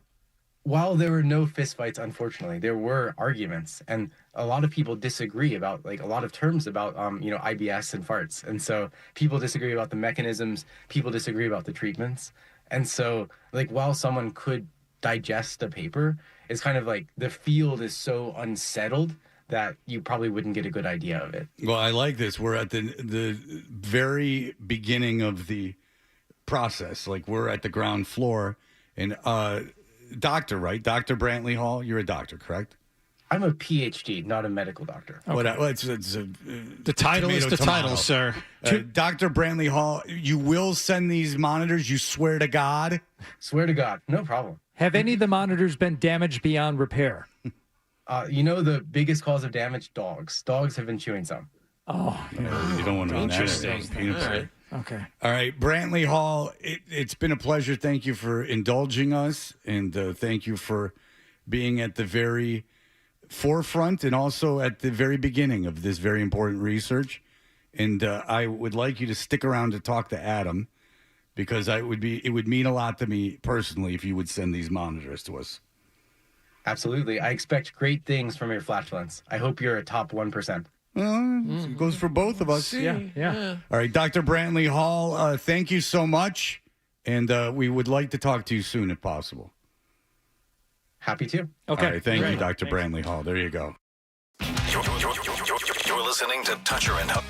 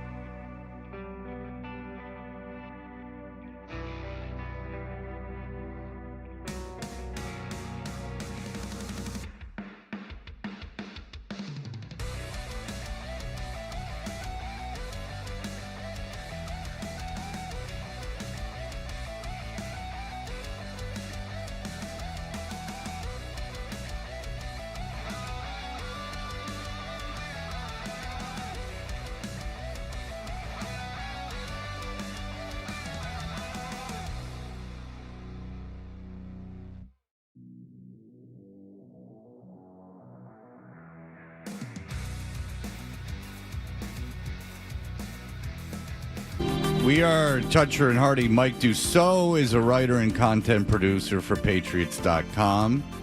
Mike Vrabel talked to the media. OTAs are underway. Mike, thanks for joining us. Good morning. Oh, good morning to you. Everyone's got a little seduced by that music. How you doing? How you doing? Everyone loves bad music. No. All right. So, Mike Dussault, what did you make of the questions that were asked of Vrabel about, the family and the, ostensibly the affair and his answers to them? Yeah, I mean, it feels like they want to move on. And, I mean, I think everybody's hoping they can move on. These questions still seem to make things a little bit uncomfortable for him. But overall, it just seems like now that we've got OTAs starting, some on-field stuff, it seems like a nice distraction. And I think that's where we're hoping that the focus goes now onto the team and starting to get ready for the season. Why are you hoping for that? Yeah, for sure. No, but why? Why are you hoping for that? Because I like football, and I want to see this. Well, they're going to play regardless. I mean, I can assure you that. You'll get your precious games, Mike. Certainly locally, obviously, I think for the rest of the summer, he's fine. Unless Rossini starts talking again. When the season starts up and it becomes a national thing again, it's going to come up. It's going to come up nationally, and especially if they lose to Seattle. Just any loss, regardless of the validity of it, which is not really valid, they'll bring up the whole situation with Diana Rossini. When he was talking, he's like, yeah, I'm here today. You never know when something's going to come up. Do you think that they're preparing him for if Rossini starts doing interviews? I mean, not really. I thought Vrabel was kind of just played off with a joke of like, I don't know if I'm ever going to be here. I mean, like I said, there's clearly an uncomfortable situation when they're asking him about it. And, I thought he was trying to make a joke and, say, hey, I don't know if anybody's going to be here. So, he made a joke. Think they're prepping us for anything, No, he made a joke, but that part wasn't a joke. Like, he definitely joked around with Giardi, but at that point, it wasn't a joke. And it could be it was either like a Zen... And Hardy right. said like a therapy kind of speak of like, well, we never know, like you live in the present. Yeah. Or it was like, I don't know, like something, she could start doing interviews and then, I'm going to have to go to more couples counseling or something like that, like you could take it either way. Yeah. I mean, I kind of took it as the first one. I mean, I don't know how much more is going to come out. I don't think they're prepping for anything like that. I mean, like I said, I think that they're hoping to get through these questions and just turn the page to football. I mean, I think you're right. People are probably going to draw connections to this when things don't go right this season. But, ultimately, I don't really think this is going to have a huge impact on the season. And, if this is the end of the news, so to speak, that, I mean, it'll be brought up, but I think it's going to die a slow death until, you get into the season and then you realize it's really about the team and how this team is doing while they're performing on the field. There was something between him and Giardi that, while, good-natured for the most part, I think was real. And that was Vrabel kind of making light or at least poking at the notion that Giardi or anyone else has a mole inside the building about his sources. Is this something that I think, Mike, is carried over from last year when I remember Vrabel being or hearing that he was truly upset that there were leaks coming from the outside. Did you get any hint of that yesterday also? Oh, I don't know. Not really. I mean, I don't know. That's a good point, Hardy. I didn't really make that connection. I mean, I know that Vrabel was big. One of the big words he said when he started here was loyalty. And so I know that he wants that kind of trust inside the building. But, I don't know if there's really been leaks from inside the building. I mean, that's, something that only he would know where that information is coming from. So, I think they're just continuing to try to ask the questions. But at some point, what more is there to know? We have to move on and start to, think about the football team, which, practiced yesterday. And, there's definitely some really interesting news that's circling around the team, too. Such as Christian Gonzalez. What's the, status with him? Is this A.J. Brown thing going to happen next week? I think that would be a huge move. I mean, talk about things that would kind of cleanse the palate of the offseason. Just watching the team a little bit yesterday. I mean, it's, some guys weren't there, of course, Gonzalez being one with the contract situation, but just, without Diggs there now, and you don't see Matt Collins out there, and Booty's not there, and you start to say, well, this team does look a little bit, light at wide receiver right now, and you get A.J. Brown in next week, that would be quite the boost to this offense. And I think this is the time of year with Gonzalez and the contract. These are when things start to happen and guys start to do their hold-ins, and it's all a negotiation. And this is kind of how modern contract extensions are done. So I feel pretty confident. I think they'll be able to get something done with Gonzalez. It just seems like they're in the negotiation phase now. But you just wonder if you get to that mini camp, is he doing one of those hold-ins? And how long do they go before they're able to work something out? How much do you put on placement of positions on the field at this point in the season? For example, look at Caleb Lomu, their first-round draft pick, worked at left tackle during rookie minicamp, and now we get to OTAs, and he's exclusively at right tackle.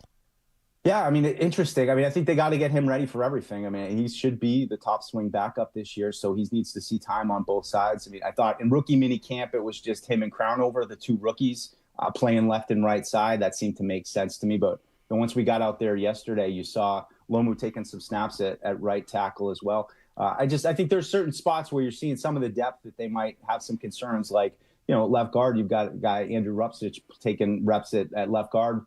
When Vera Tucker's out a little bit, the edge guys, you got Landry is out. We haven't seen Gabe Akis yet. So you see some of the depth issues there. We'll see how these things play out over OTAs. But I do think you saw yesterday a little bit of area cornerback, no Gonzalez, no Davis. You're seeing more of some of the guys down the depth chart a little bit. So you're just getting a sense of, where there might be some depth issues or at least position battles where guys might have chances for jobs. So with the new media facilities down in Foxborough, we have cameras pointed at you guys during press conferences.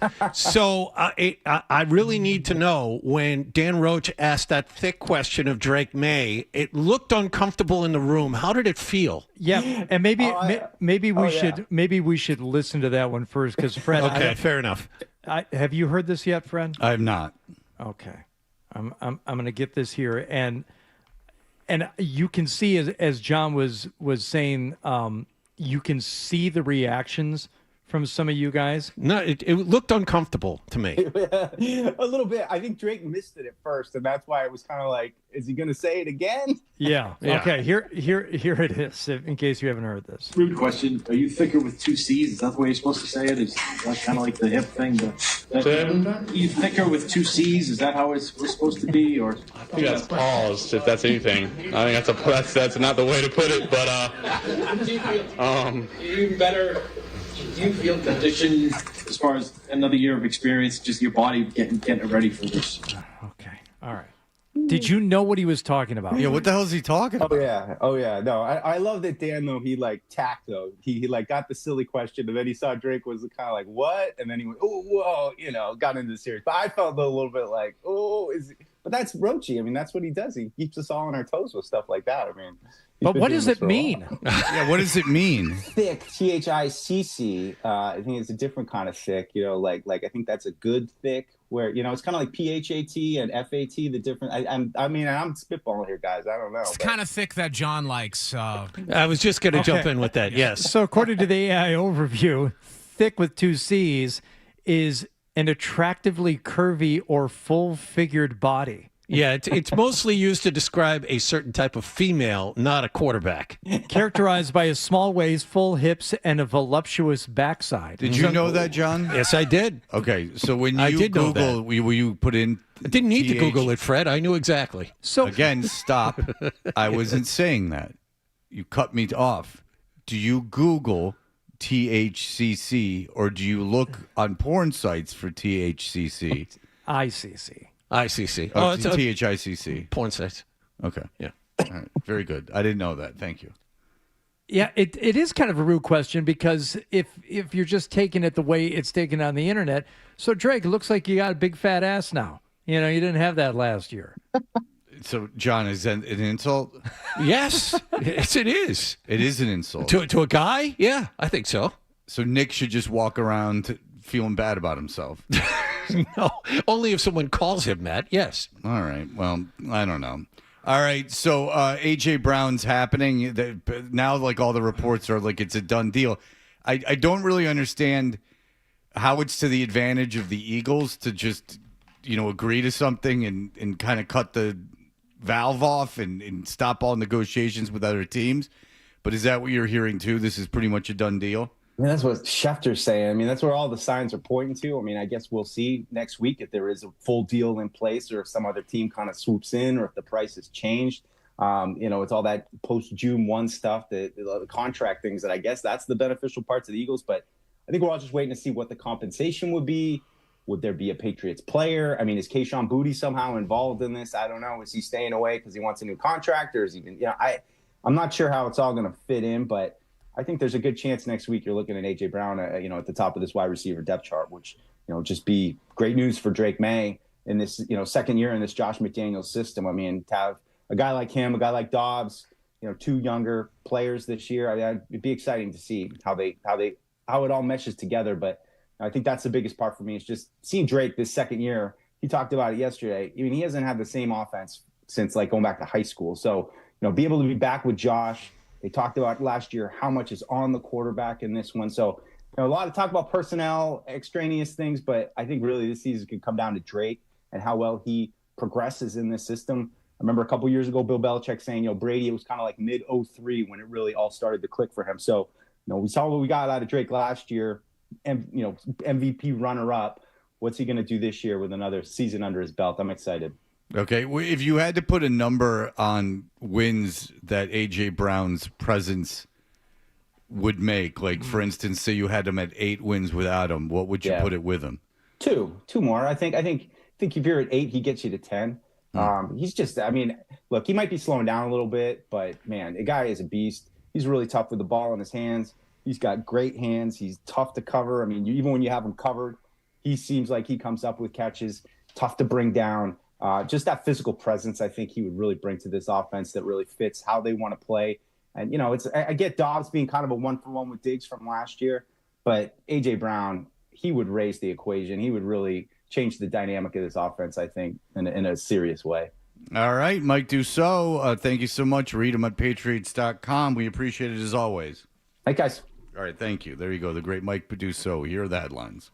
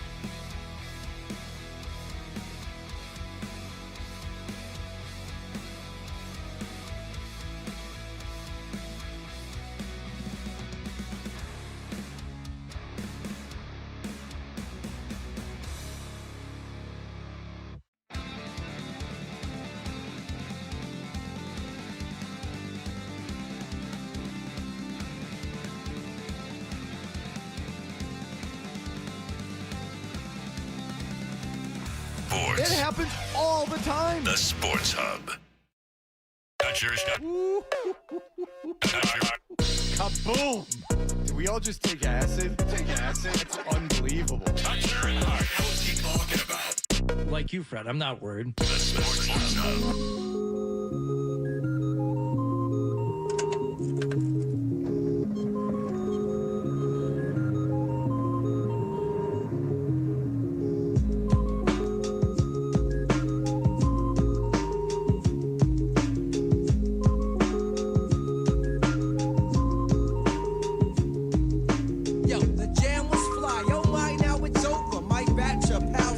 We are Toucher and Hardy. During Dussault's interview, John and I got watching Casino that's on in the background with closed captioning. And I said the first half of Casino is boring, and Hardy took that very personally. He said it's kind of boring until the end. Yeah. No, it's not boring. It's a good movie. What do you want? Car chases? Explosions? A lot of gunfire? Well, there is an explosion right now. Yeah. Hardy, what's your take on Heat? I really like the movie Heat. I do think it could be a lot shorter. You could cut out probably 20% of that movie. I watched Manhunter over the weekend. I'd never watched Oh, Manhunter. hello. It was one of those that was like Hi. I'm the Manhunter. Hello. And now MILF Hunter. Now I'm on like a Michael Mann tear. So like because I loved watching that so much, and I love what a product of like that mid '80s era it is. And I'm thinking of going back and watching Heat, but I remember when it was out, not being a huge fan of All it. right, so I have three things here for you. Number one, Manhunter, based on the book Red Dragon by Thomas Harris, the book that introduces us to the character of Hannibal Lecter. Mm-hmm. Not one movie, and there have been 2 now, maybe even 3 that have tried to recreate Red Dragon. The first being Manhunter, where Brian Cox playing Hannibal Lecter is better. Brian Cox. Better. Brian Cox and Manhunter. Hey. Yoo-hoo. Hello. Scruff. First take, better Hannibal Lecter than Anthony Hopkins. I agree. Brian Cox is great in Manhunter. They didn't even try to get the ending because the ending of the book is so mind-blowing that when I read it, I couldn't believe it was happening, right? Well, now It's I wanna that read the good. book. Okay. It's that good. Ed Norton played the character of Will Graham, originally William Peterson in Manhunter, in the book Red Dragon, and they brought in Anthony Hopkins to play Hannibal Lecter. They screwed up the ending again. Now, in Manhunter, they didn't even really try. They tried to make it more like the book in Red Dragon, but they still screw it up. You mean Silence of the Lambs or Red Dragon? Silence of the Lambs is the sequel to Red Dragon. No, yeah, okay. And that's a good movie, but it's an even better book, though. And then, you get into Hannibal, you get into Hannibal Rising. So Manhunter is like the origin story of Hannibal Lecter, or is it? No. Okay. It is... but it's the first time you see him. He is a pretty small character in Manhunter. Will Graham goes to visit him, much like Clarice does in Silence of the Lambs, to help him catch a serial killer. So he's in jail, Hannibal He's Lecter. Okay. but it's all Miami Vice-ish. He's in this high-tech jail, like somewhere white. in the South, all white. Bars are white. Yeah, all No, very but in the sterile. book, I'm more interested in what's happening in the book. Oh, in the book, you just read Red Dragon. Yeah. It's fantastic. Yeah, I know. No, I'm not asking for like the plot or to like Yeah. spoil it. I'm just saying. So, and the Hannibal Lecter character has already been caught and is in jail. Yes. Okay. Yes.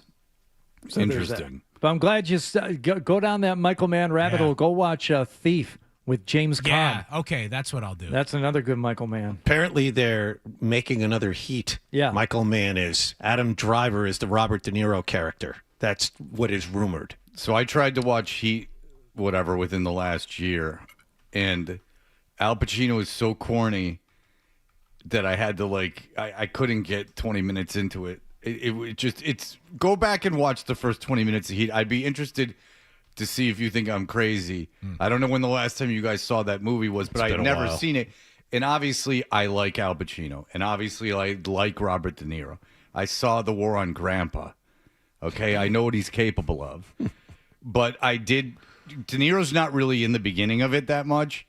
It's just Pacino, and Pacino's playing like a no-nonsense tough guy, and he's like old Pacino, and it's a little bit like... Yeah.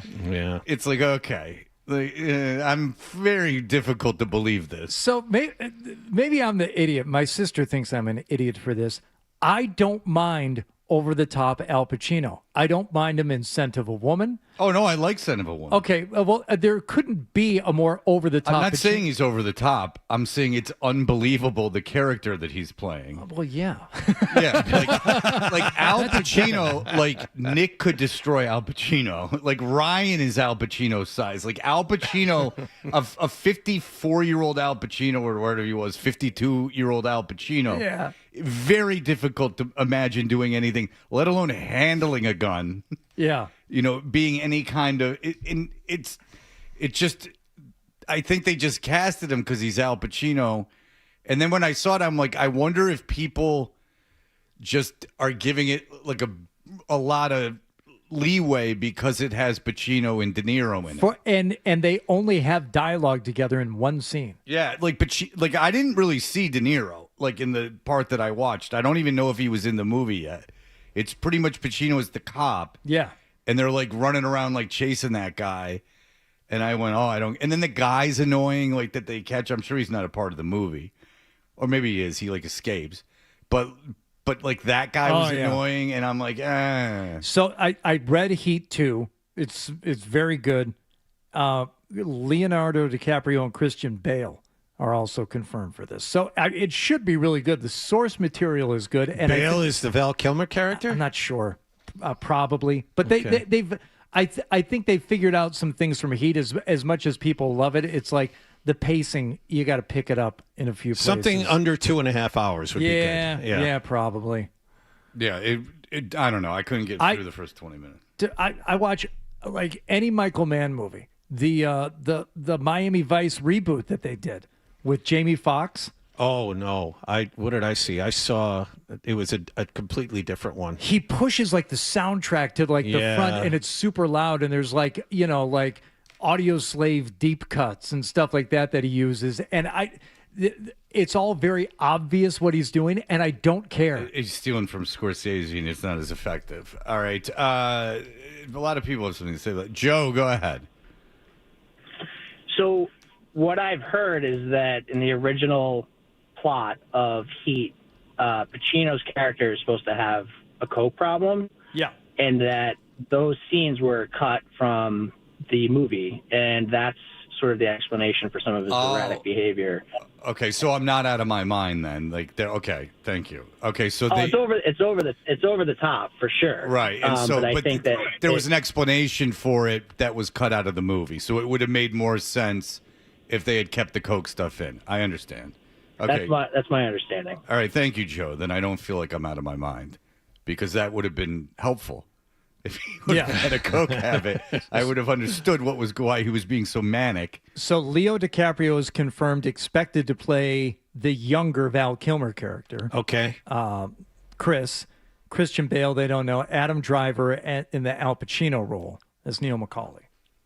Okay. Well, I would see that in the theater, considering if my daughter will still go to movies with me, I'll see that in the theater. But if you like the movie Heat, read Heat 2 because it is both a prequel and a sequel. Does both. And you should just watch Manhunter, Fred. I think you would enjoy Manhunter. Yeah, Fred, hello. Yeah, you of course you like Manhunter, funny boy.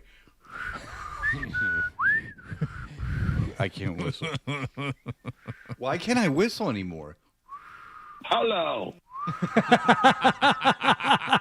All right, we'll be back. That was a new one. I haven't heard that. That's a really good one. That's him just saying. That almost sounds like AI. Hello. All right, Gary Tanguay has a podcast that we'll make fun of in just a moment. Stay tuned for more Toucher and Hardy on the Sports Hub. All right, ladies and gentlemen, if you've been injured in a car accident at work or in a slip and fall, you got to get glass.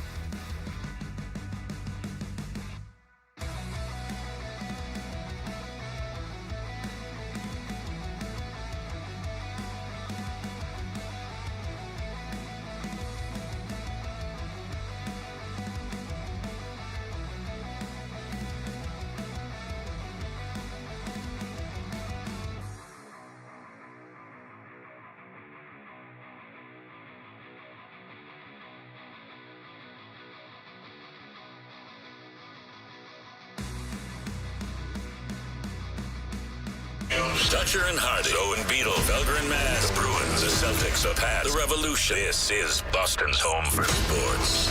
WBC FM at HD Boston, 98.5 The Sports Hub, a Beasley Media Group station. Sports Hub headlines. Patriots went through their first OTA practice yesterday afternoon in Foxborough. Christian Gonzalez, Carlton Davis, Kayshawn Boutte, Mac Hollins, and Harold Landry were among the missing. As for Mike Vrabel, he didn't say a lot about his personal situation. Again, I appreciate my family is great. I love Jen. I love the boys. I love, my personal friends. And then, this spring is focused on really the coaching staff, the players, more importantly than the coaching staff. But I just, seeing the coaches in the second year, how smooth the conversations are. Patriots first-round draft pick Caleb Lomu rotated in at right tackle. Will Campbell was on the left side. Red Sox got 6 runs in the 4th inning. They shut out Atlanta 8-0 at Fenway Park. Connolly early, outstanding, allowed just 4 hits and struck out 7 over 7 shutout innings for the win. Peyton Tolley faces Chris Sale this afternoon. At the NHL playoffs, Carolina won in Montreal 4-0. They lead the Eastern Conference Finals 3-1. And Oklahoma City visits San Antonio tonight for Game 6 of the NBA's Western Conference Finals. Thunder lead it 3-2. Sports Hub headlines are brought to you by East Coast Metal Roofing. Right now, during their Beat the Summer promotion, Sports Hub listeners get 10% off the cost of a new roof. Offer ends July 6th. Call East Coast Metal Roofing and never replace your roof again. 844-611-ECMR or eastcoastmetalroofing.com. I'm John Wallach on Boston's Home for Sports, 98.5 The Sports Hub. Your next update at 8:30. Are you actually coaching the game, or it's just That is, I feel so strongly about that. I can't even tell you. Boston Talk Sports here. What do we got? Sports. And now, back to Dutcher and Hardy on the Sports Hub. Well, good evening. How are we doing? I'm cold. Tired of the cold. Now I know what it's like to be old. In for Dan Ray. Chopped up the ice. Come on, y'all, it's time to get nice. Hey, we are Dutcher and Hardy. You can watch us on YouTube. Subscribe to 98.5 The Sports Hub on YouTube. It's funny, like, I tease Dan Roach all the time, but Dan Roach and I have become very good friends. I tease people, and I feel comfortable teasing people that I like. I don't feel comfortable teasing people that I don't like. But somehow I don't think Gary likes when I tease him, Gary Tangway. But I that's just my impression, but I don't know why he wouldn't. It's all out of love. Oh. And he taught at Emerson, and he would have like a bunch of people go and like do his class. Hardy and John did it. And someone sent me some guest lecturer. Yeah, and someone sent me a thing for Rate My Professor, and Gary had 100%. Wow. Nice. People liked Gary. Now, I don't know if they liked Gary or the people that he brought in to teach the class, but nonetheless. But Gary has, in seriousness, had a very interesting post-television career. He's been doing theater. He's been in television and movies. So I applaud Gary for chasing that dream. But Gary is also funny. And he's funny because of the way that he talks and acts. So, and the fact that he said to liquidate your 401k to buy appliances for the kitchen. And that was literal advice from him. Which is maybe the worst financial advice I've ever heard. It runs counter to what a lot of financial analysts would tell you to do. Yes. Well, the cherry on top is the appliances, which just by nature will be worthless. No, they appreciate. No. I think you're thinking of like diamonds or something, which that's not even true. Rolexes. What's the difference if it's earning 12% in a 401k versus a refrigerator that's probably gonna might gain 10% a year in value? I mean, you're giving up a little bit, but you get to use the refrigerator. Yeah, it's like buying a car. You just drive it off the lot, and immediately it's 100 times more than you buy a $6,000 Sub-Z, and then in 10 years you sell it for 20. Yeah, I mean, because everyone wants vintage appliances. So Gary has got a podcast. Do we know what this podcast is called? Is this Actor on Actor? It is called Addicted to Acting. Yeah. Oh, boy. Cracking acting. Right. Two of my great joys. Addicted to cracking. Hold on, idea. All right.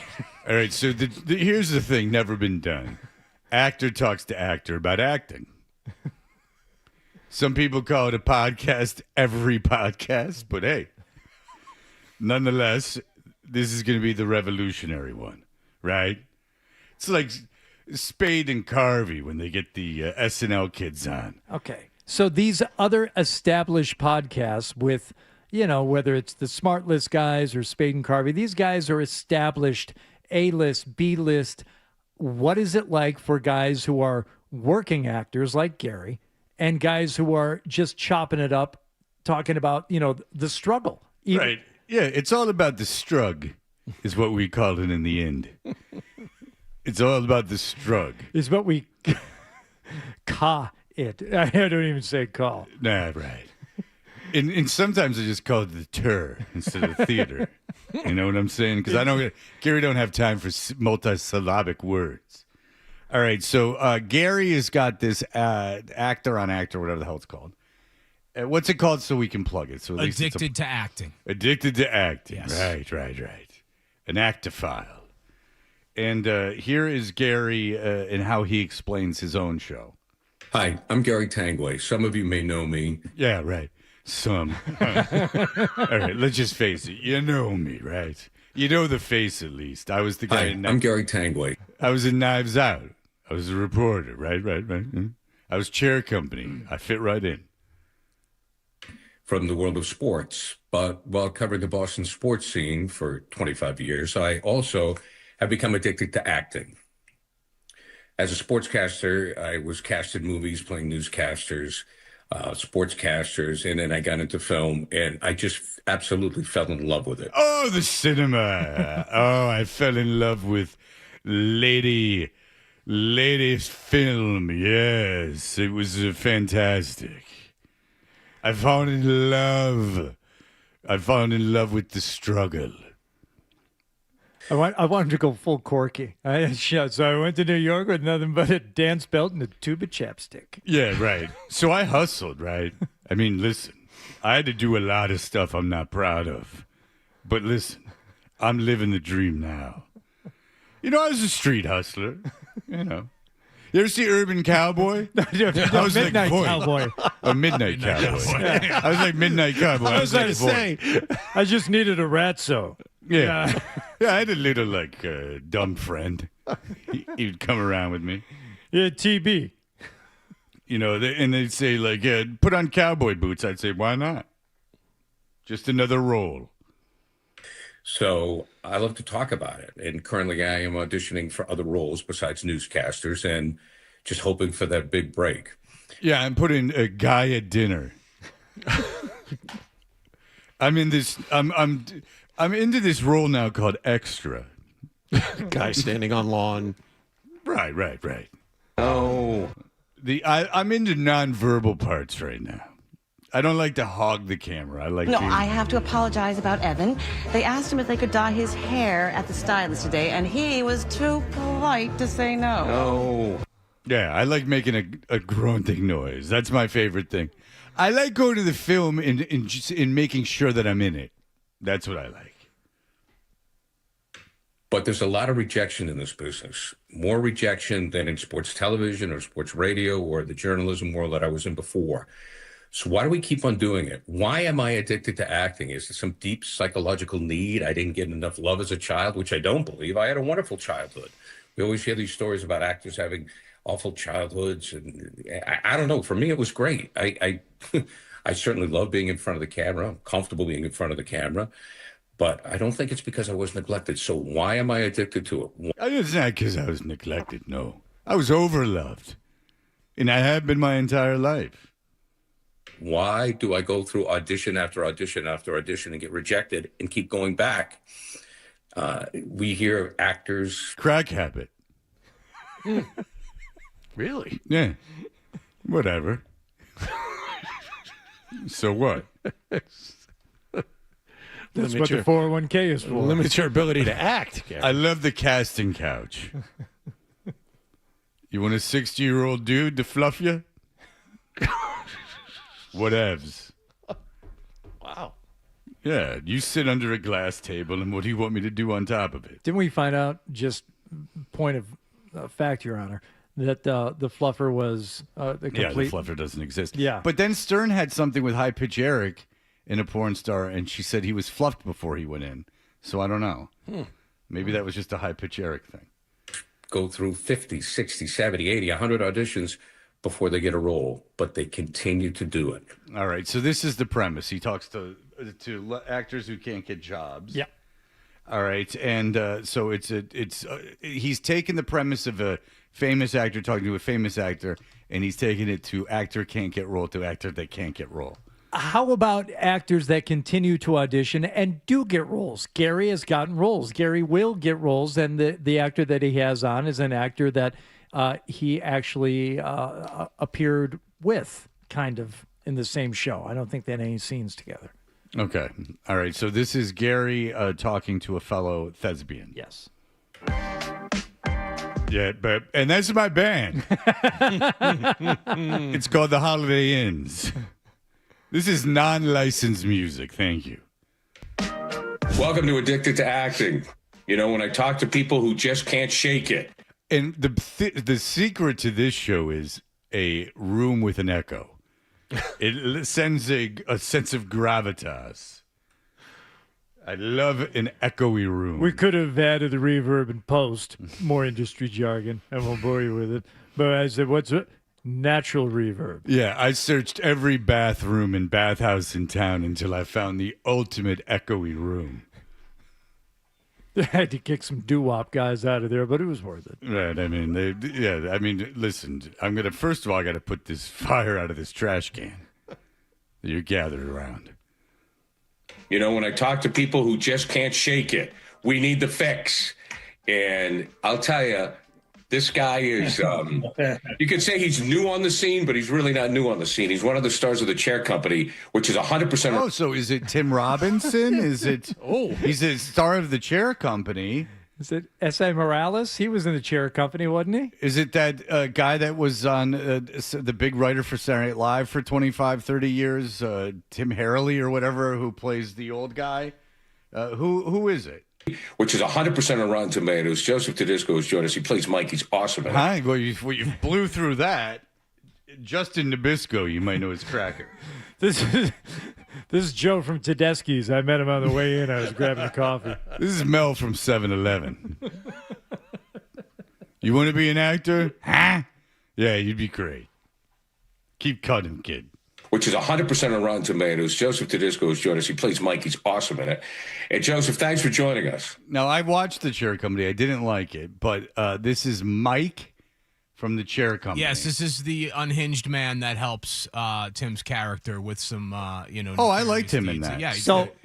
good. He's a private investigator type. My favorite scenes in The Chair Company are of him listening to his prank call tape, which aren't really prank calls. It's not a lot of explanation, but that's what makes it funny. You know what I found out yesterday? You know the Santa Claus thing on I Think You Should Leave? Of course we do. I don't care about it, but it's not good behavior. That is almost the beginning, line for line, when he's doing the interview. Yeah. With the outlet, like he's doing the AOL interview. blast. It's almost line for line a Billy Bob Thornton interview. Oh, really? That he did, where he said he didn't, where the guy introduced him as an actor, and he said, "You're not going to call me an actor," and then he said, "Oh yes, I've seen this." And then he goes, they get past that, and he gets into the music.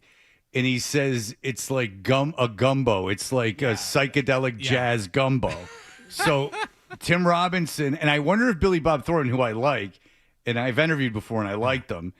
We talked about him playing baseball most of the time, but I wonder if Billy Bob Thornton's aware that that's making fun of him.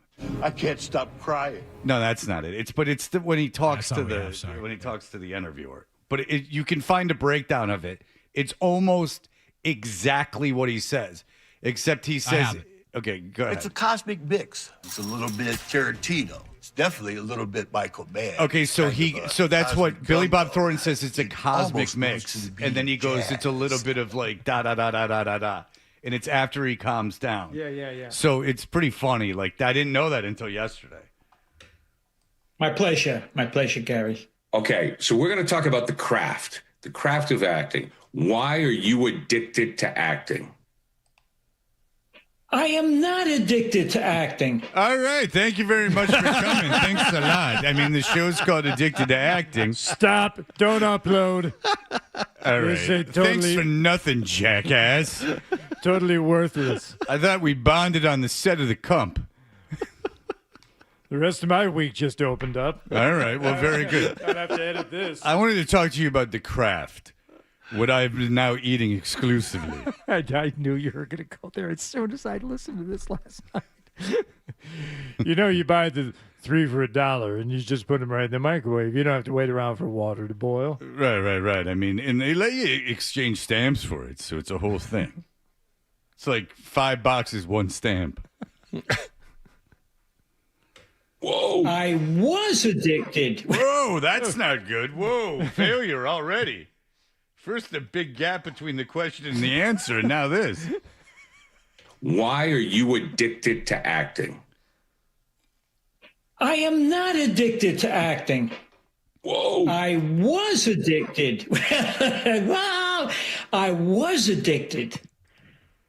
Well, I think if you take a look at Tim's career, where he was on SNL and he was a cast member, then he was made a writer. He understands what people go through, and I don't think he's forgotten that. Mm-hmm. He's very sick. So right now, he's the king. Yeah, he was that huge loser that got the Saturday Night Live job and then was forced to be a writer. It's the same thing. I mean, what a blow to be taken to a cast member to a writer. I mean, it's not ideal. Mulaney seemed to survive being a writer. Yeah, he did okay. Yeah, and then you just make those connections that end up producing the Detroiters and then end up, producing I Think You Should Leave, because there was a Saturday Night Live cast member that produced the Detroiters, and then the Lazy Sunday guys. Oh, yeah. They demanded that Tim Robinson have full creative control of I Think You Should Leave. Like, they're the guys that made that. So pretty good connections. I mean, Tim is the guy. He's the guy of comedy. People love him. I Think You Should Leave is a huge hit. They want another season of that. People can't wait for a second season of The Chair Company. And, I think what makes Tim very good is that he knows what you're going through.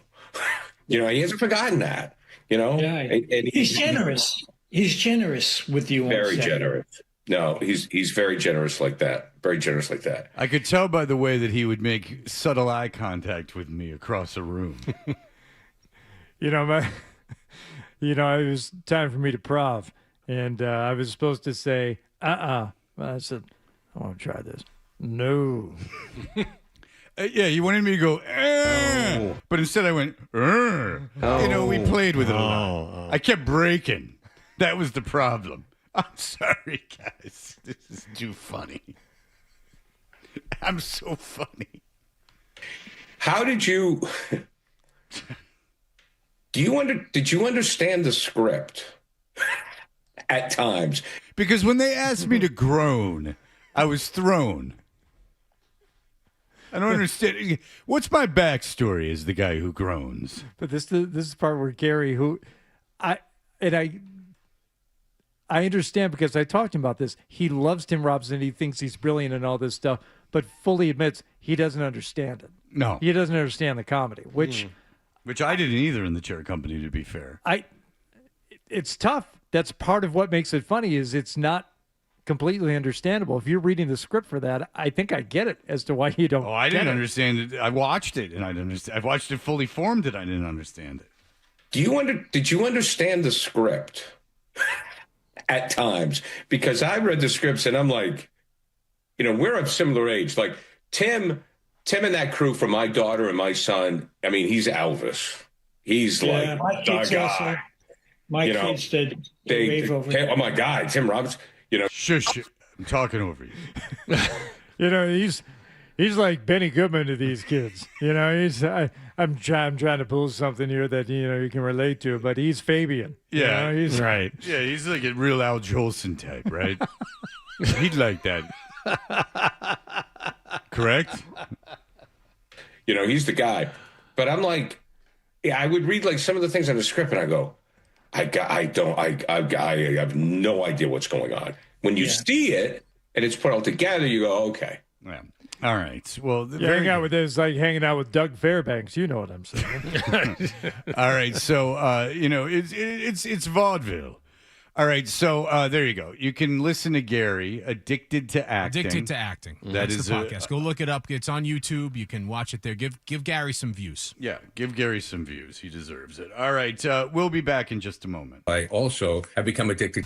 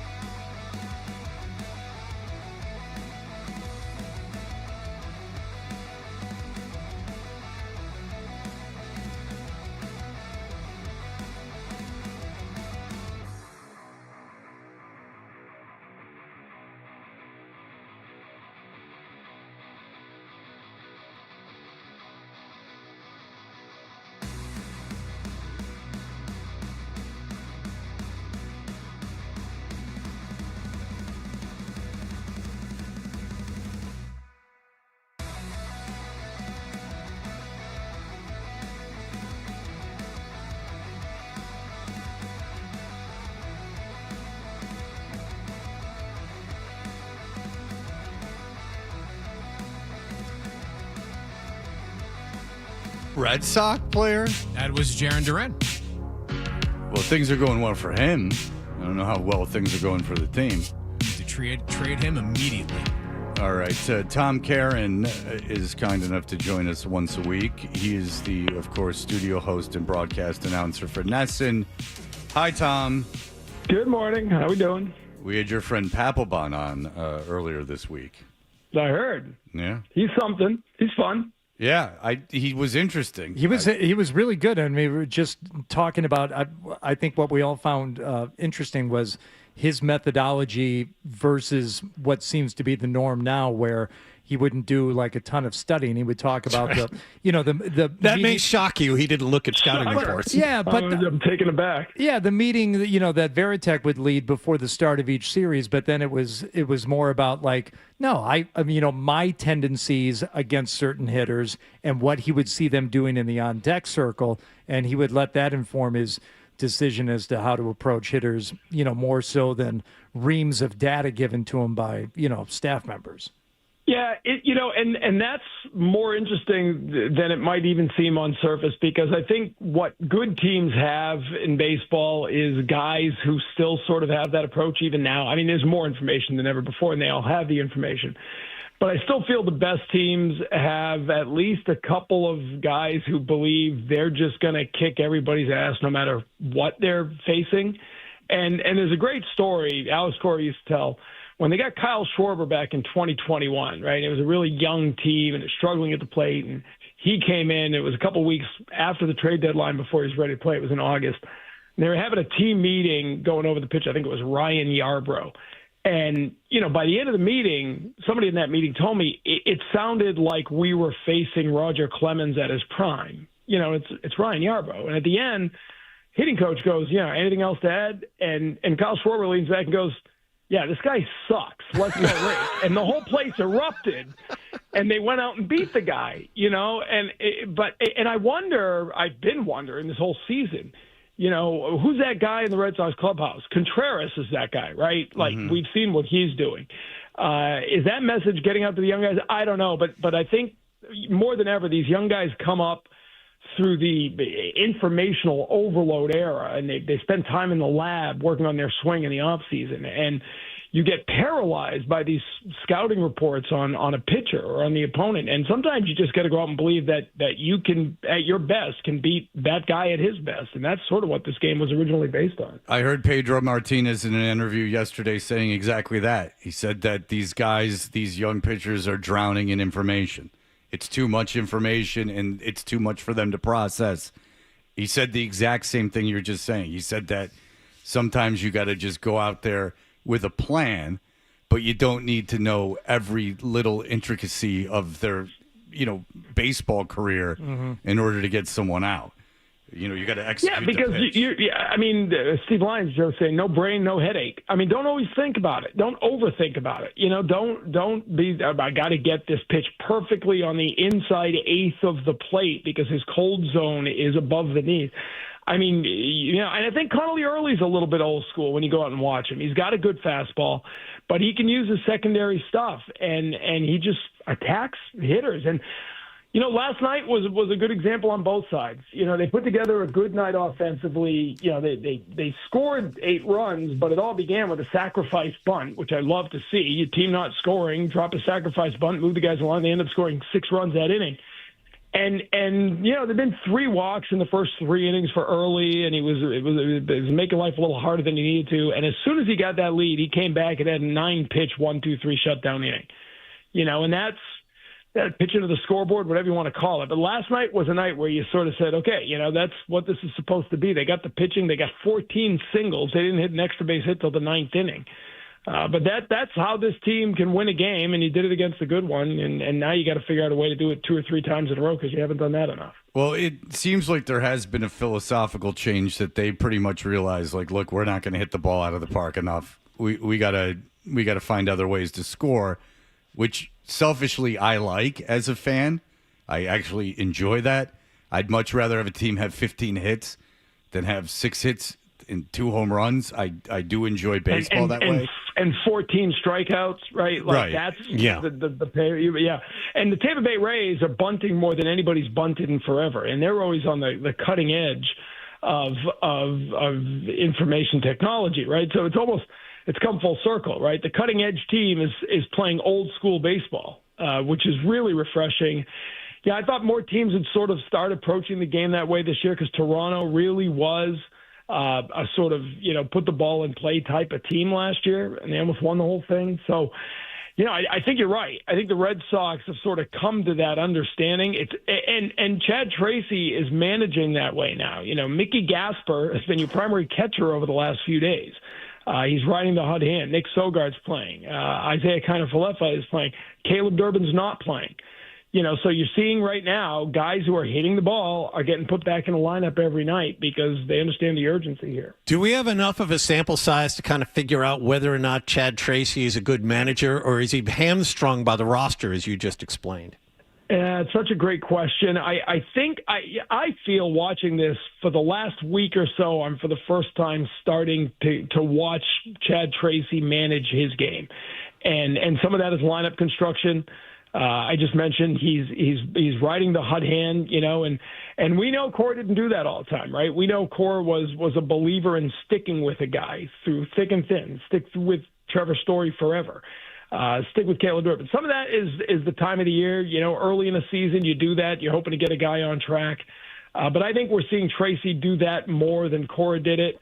I think he's managing the bullpen a little bit differently now. It cost him on Sunday, and it wound up being an injury that's day-to-day. How is he managing the bullpen differently? Well, just like the other day, you brought Whitlock in. Was that the sixth inning?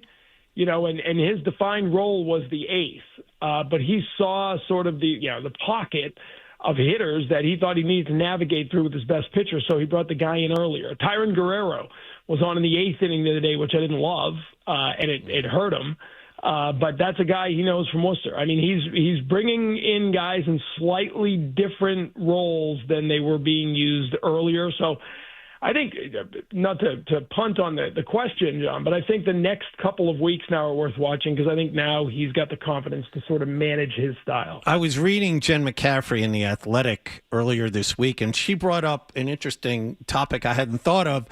Chad Tracy has not been given the permanent job, and there seems to be an opening to hire a permanent guy at the end of the season and not let Tracy finish. Have you heard anything about that? No, and I've asked people, and they're really not saying anything, which means she's right? I mean, and nobody's saying, no, it's his for the year. Nobody's saying we're looking for someone. I haven't heard of anybody being talked to, not like they're bringing guys in and having interviews. I do think he is still in the, watch and wait stage. He's managed them to about a 500 record. I don't think they right now are planning to bring someone in. But if they went on a real dive, I don't think they'd fire him because they went 2-10 or something. But if they went through a stretch like that, I could see the second half be a little more of a place where they're discussing things with people. Well, that's good. I mean, just keep replacing your manager over and over again. I mean, do you think that's a good modus operandi? Tom, do you think that's a good idea? No, I don't think that's a good idea. I don't think going through three managers in one season is a good idea. I also, listen, the lockout is looming. Why are you going to do that this year when you don't even know when you're going to play next year? I heard someone very optimistic about the lockout and that them making opening day next year. I heard someone. Let's see what the owners come back with in their proposal this afternoon before we say that. I will say this, having covered a lot of these, the timing of it is good. You know what I mean? Last year or last time, 5 years ago, if I recall, about the same time frame for the players to come out first, but it was months before the owners replied.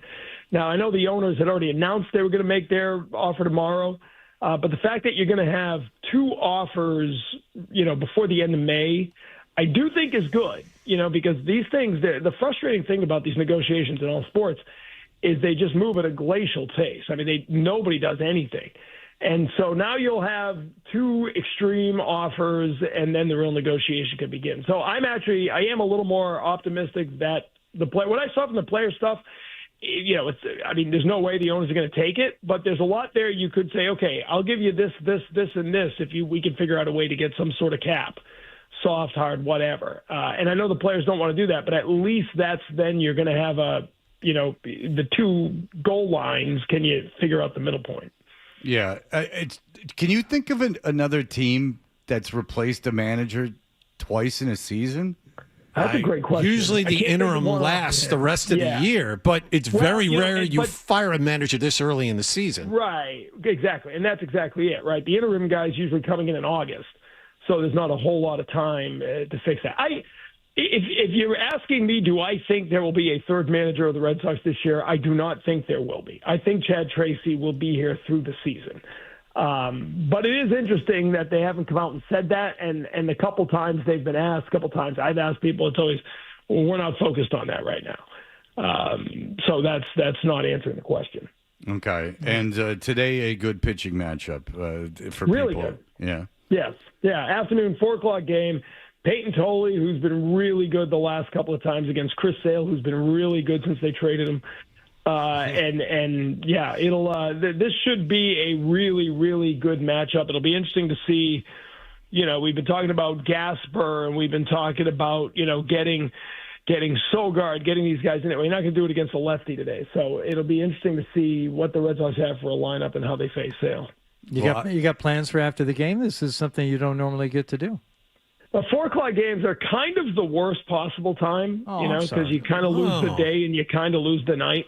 I mean, there's time, but yeah, we'll have a little late night. I'm sorry I brought it drink up. or whatever. No, it's a 4:00 game on a weekday is great. I'm in favor of that today. That's nice. I'm not a fan of the 4:00 Saturday game because you kind of lose your Saturday day, and then there's not it's not a ton left on Saturday, to go out after with a 1:30 game on Sunday. Well, it is annoying, actually. I'm going to the game today. I'm actually going to be late. I hate to tell the crowd that because I know they're anticipating, a chance to meet me. Can we sort of anticipate what inning you'll arrive so we can whip the crowd into a frenzy? You know what? I'll text you and I'll let you know pregame. I appreciate that. I'll let you know pregame so you can give the people the heads up. You'll feel the air change, Tom. It's like a tornado coming. The sky will get a little we'll have green. The cameras. We'll have the Nesson cameras lined up on the gate. That'd be good. It's been described as a vibration, but it is annoying that on getaway days they do a 4:00 game. That is like a little insistent on where the Red Sox play like at 1:00 like everyone else. Yeah, that's the thing. Why is it just a 1:00 game if it's getaway? Play it at 1:00. I like that it's at 4 because I can take a nap. But I don't know why. That was part of it. Big 4:00 game. There are, and you don't get a lot of the weekday 4:00 games. So I don't know why. I honestly didn't look to see where Atlanta was going. It's usually based on that. Right. But the 4:00 is weird. And here, if we're gonna get old man yelling at the clouds, why wasn't there a game on Memorial Day? That was very surprising. Well, there weren't a lot of games overall in the major leagues on Memorial Day. That was very strange. I agree with you. That was very surprising to me. I don't like it. There should be 15 1:00 games on Memorial Day. I mean, I don't need night games either. Day games. We need day games on Memorial Day. Well, since the NFL is shoving games on every effing holiday, you would think that Memorial Day, it's a nice warm, American holiday. You would think that you would have baseball, but right. And then just to keep it modern, put it on Netflix so nobody can find it. Right. That'll be, just ride that wave until they don't need you anymore, right? Like just when they're throwing money at you now, and then you go back and hat in hand after you've ruined the networks. And then the networks, the streaming companies go, "Oh, we don't need you now. Yeah, we have what we've gotten what we've wanted out of you." Yeah. And then you go to the networks, and the networks go, "Well, we don't have the money." And then now you're screwed. All right, Tom, Karen, Nesson. Today the game's at 4:00, as we've stated. Tom, thank you as always. We appreciate it. Thanks, guys. Appreciate it. There you go, the great Tom Karen. I don't understand the 4:00 start. Atlanta, I don't either. Atlanta is going to Cincinnati, and the Red Sox are going to Cleveland. I guess short trip. I don't know. It makes no sense at all. I'm the one who made the point. Yeah. I don't know why they're playing at 4:00 today. It's a getaway game. I don't think anyone else. You're not going anyway, John. Don't worry about it. We're late. Don't bring that stuff up. Sorry, 12. 12, you're going to miss that. So angry in here right now. That's what you're going to miss. All right. We'll be back in just a moment.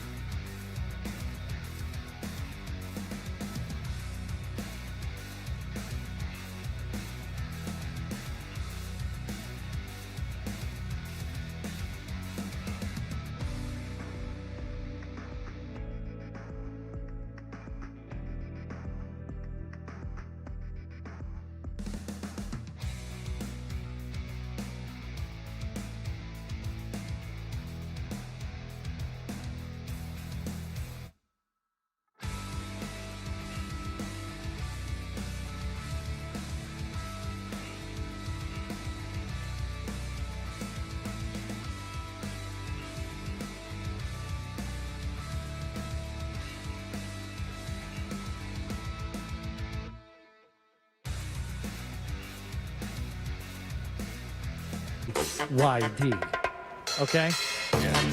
Dutcher and Hardy, mornings on the Sports Hub. Today, if you had to estimate how many baseball games, Major League Baseball games you've been to in your lifetime, what would you say? Hundreds, maybe 1,000. No, 1,000 games? I used you to- worked I- for I you worked used for to work a EI, lot, yes. I've probably been to 50. Okay. I've been to I'm guessing the over under in a cute way at 160. Okay. Because I probably went to 4 growing up. We've talked about that. Yeah. And then I didn't. And then if I went to, I went to 4 in college, like in the summer I'd go. And then I'm averaging, I think, 5 a year since then, even though it could be more because I went a lot in Atlanta because, again, you could get in for $1. It was free beer, essentially, because I knew all the bartenders. And then we had a bus from my bar to and from the games, and to the games, it was free beer on the bus. So there was no reason not to go on a Sunday. But I don't know if I went more than, because you think, oh, I went all the time, but 5 Sundays is a lot of Sundays to go. That's like an activity you would remember doing a lot. So baseball, John, is the most of any game that you've been to. Yes. Yeah, I'd agree. I think 1,000, now to doing the math, is a bit much, but 700, 800, something like that. Yeah.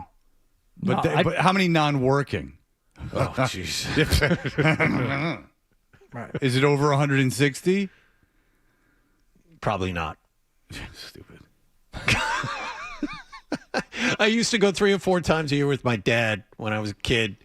And then, once I had to pay for my own way, it was 3 times a year. And then after I got out, it was mostly work. So see, I've been to more NFL games than I have Major League Baseball games. So I've probably been to 60 NFL games. 70, I'll say 70 NFL games. In 51 years, I've probably been to 70. Because when I was a kid, I never went until high school. And then I went at least to the Thanksgiving game. And then I used to go to a Jet game a year, still do. Plus, you throw in like random games here and there. I'm guessing 70 games that I've been to. I'm just thinking of the whole stretch of time when I lived. I mean, living in Lansing, could have gone to Tiger Stadium, didn't. Went to the Lugnuts Stadium. I went to a Lugnuts game when I was one summer in Lansing, one of the worst summers of my life. But from there to New Mexico, so we're not counting, the 51s or the Isotopes from Las Vegas or New Mexico. The Dukes, the Albuquerque Dukes, and then the Isotopes. So we're not counting those. We're not counting anything in Las Vegas. So that's like a 12-year stretch where I just didn't have access to baseball. So most of the games I've attended have been Red Sox games here over the past 22 years. Yeah. Yeah, it's probably more than 50 then, just based on the last 22 years here, because it's more than 2 a year. Whatever. Well, you had to work them, yeah. So No. I'm talking baseball. Oh, baseball. Yeah, Okay. but for the Patriots games, I was there for lots of those before I started working them, and then every home game for 6 years, and playoff games and all that stuff. Yeah. All right. Well, it is. Why do you ask, Fred? Because why did you put us through this? I don't know. Curiosity. I was just doing it in my head when I was urinating. And I just thought it would be interesting to know how many games that you've been to. How many professional golf tournaments have you attended? 3. Are you counting the Buick Open and Grand Blanc? No, Dad Boner was there. You thought it was me.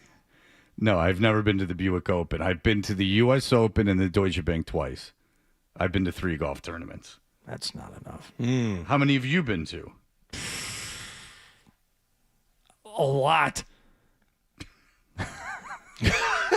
Buick Open every year for, I don't know, 5 years at least. And then the Deutsche Banks, every round. Same thing with the Dell Technologies. Every round, including practice rounds. I don't know if you know this. I went to the Masters one year. Oh, I don't know if I've ever told you that story. There you go. No. Yep. U.S. Open, British Open. That tournaments in Las Vegas we used to go to. We saw John Daly in 90-degree heat wearing 2 or 3 layers, shaking uncontrollably, chain smoking, eating peanut M&Ms and Diet Cokes. Oh, man. Just, you just had to shake. And still shoot a 72. Yeah. Yeah. All right. That's sad, though. Was the John Daly thing sad, or were you young enough where you were laughing at it? No, I wasn't laughing at it. And I had a moment with John, who got home in 2 on a par 5, and he'd stuck it pretty close. He had only about 6-8 footer to make eagle, and I could tell as he's just holding the putter in a way you could tell he'd rather be holding onto a live rattlesnake than that putter. Go ahead, swing away from the tee, hit the approach shot. But, when you're going through the tremors or the DTs or whatever he was dealing with, he did not want to be putting. So he went up and stroked the putt in, and he was walking up the hill, and he was walking by us, and everyone's saying, "Oh, great putt, John, great eagle." I could tell. I could tell just vibing off him. He wasn't interested in the putt. He didn't even want to think about putting. He didn't want to do it. So what I said to him when he walked by, as I said, "Shot, John," because it was the approach. It was the 3-iron from 250 yards out that he put to 6 feet. That was the shot on that hole. Not the drive, not the putt. It was the approach. And he looked at me in a moment of knowing, addict to addict. He said, "Thanks, man." There's a guy. Did you happen to be standing next to a woman with big boobs? Did I? If I was, I wouldn't notice or care. No, because I'm just saying maybe that's what he was looking at and nodding. Maybe he pulled his shades down to the brim of his nose. He said, "Thanks, man." Yeah, but that's what he calls boobs. She's got a big He was saying, pair of "Thanks, kids." ma'am." Like memories. Thanks, memories. Thanks Yeah. for the memories. She's willing to let people enjoy those big cans. Right. Shot, John. Thanks, man. In a moment. Did you get a feeling in your stomach? Like, ooh, serotonin. Yeah, a little bit. It's not as good as the Tom Kite moment at the Buick Open, but Where he was burning ants We don't have with his glasses? we don't have enough time. We'll do that on the other side. All right. Mike Vrabel spoke yesterday, as you know by now, and we're going to go through his answers and analyze them and go through and tell you what he was really saying. Excruciating detail. We're going to say what he was really saying because we know. We'll be back in just a moment.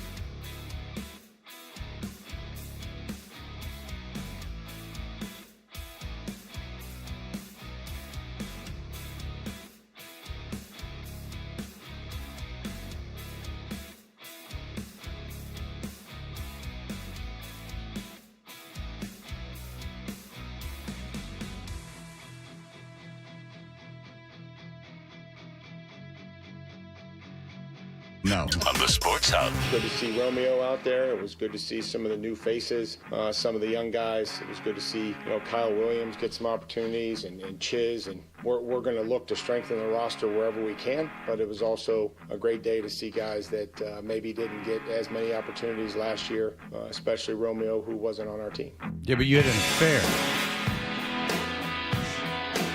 Who cares about all this stuff? Hey, we're Toucher and Hardy. You can watch us on YouTube. Subscribe to 98.5 The Sports Hub on YouTube. Who cares? There was it's funny, I was getting water out of the water machine, and I just put myself in your guys' shoes. You guys would have walked away without any water. I was doing the water, and it wouldn't come out, and I'm like, what's going on? It says, drip tray is full. Did you empty it? Most of you would have thought it was a tray that you're holding, a drip tray, because you guys are a bunch of drips. But I removed it, and I poured the drip tray out. Lots of it got on the floor, but that's the drip tray's fault, and the fault of all of you for letting water fall in there. I then took the drip tray and returned it, attached it back. Water's flowing like normal. Look at that. So MacGyver. What can't this man do? Well, a lot of you would have walked away Plenty. and just said, that's it for me. But no. I was there. I was there with the Why drip don't you go tray. clean that microwave? I don't use the microwave. That's Felger's job. I don't. Felger cleans the microwave? No, you're one of those frat boys who messes it up and then leaves Felger to have to deal with it. Why would, what am I going to put in the microwave at work? Yeah. You know? Do you Well, guys if use you're the Maz, microwave? you would put shrimp in there. Yes, that's right. Oh, good. Yeah. I don't have a compulsion necessarily to eat. Now, when I do eat during the show, I almost have to force myself because I know I won't eat until dinner. And then when that happens, I'll eat, 5,000 calories for dinner. It happened last night, kind of. But I don't feel like a compulsion like Bob Bronson used to say. Like, what do you do? What do you do when I would see him shoving food in his mouth out of the refrigerator? He'd be like, what are you doing? What are you doing? What do you do? What do you do? And I go, I don't know. I'll get food from downstairs or I'll won't eat. It's 4 hours, Bob. For you, it's 3 hours. You can't eat for 3 hours? How hard is that? And look, I realize I'm not the fittest guy in the world. And for a long time, I was very fat. But even when I was that fat, it wasn't like I was eating all the time during the show, like shoving food in my mouth, ordering food at the show. So I don't know. Maz needs to microwave shrimp. Like, just don't eat from 2 to 6. Like, don't have shrimp. You know what I'm saying? Like, why would you? But he brought it MacGyver a recipe together in the station when you could just eat after or before. Over in Brighton, he had a collection of small appliances in that locker. He had juicers and blenders. Really? Yeah. So unnecessary. It just, Imagine that. That's the guy who is allowed to make meals at work Right. because Well, now- he's working a 6-hour shift. And Al Cole was creating a vibe. Yeah. Apparently, if you went to Al Cole overnights at WZLX back in the day, you would, and ZLX, renowned for its romance. When you're playing Big Balls by AC/DC and to Welcome to the Jungle, I could understand that vibe. But apparently he would turn off all the lights and almost have a candlelit environment in the studio. And so I guess he would make 4-course meals. Huh. Because he was creating. Maybe you're the one that's weird. Yeah. That's probably true. But I don't see the compulsion to use that microwave. I don't understand. I can see why Joe would. 7 to midnight, 6 to 11.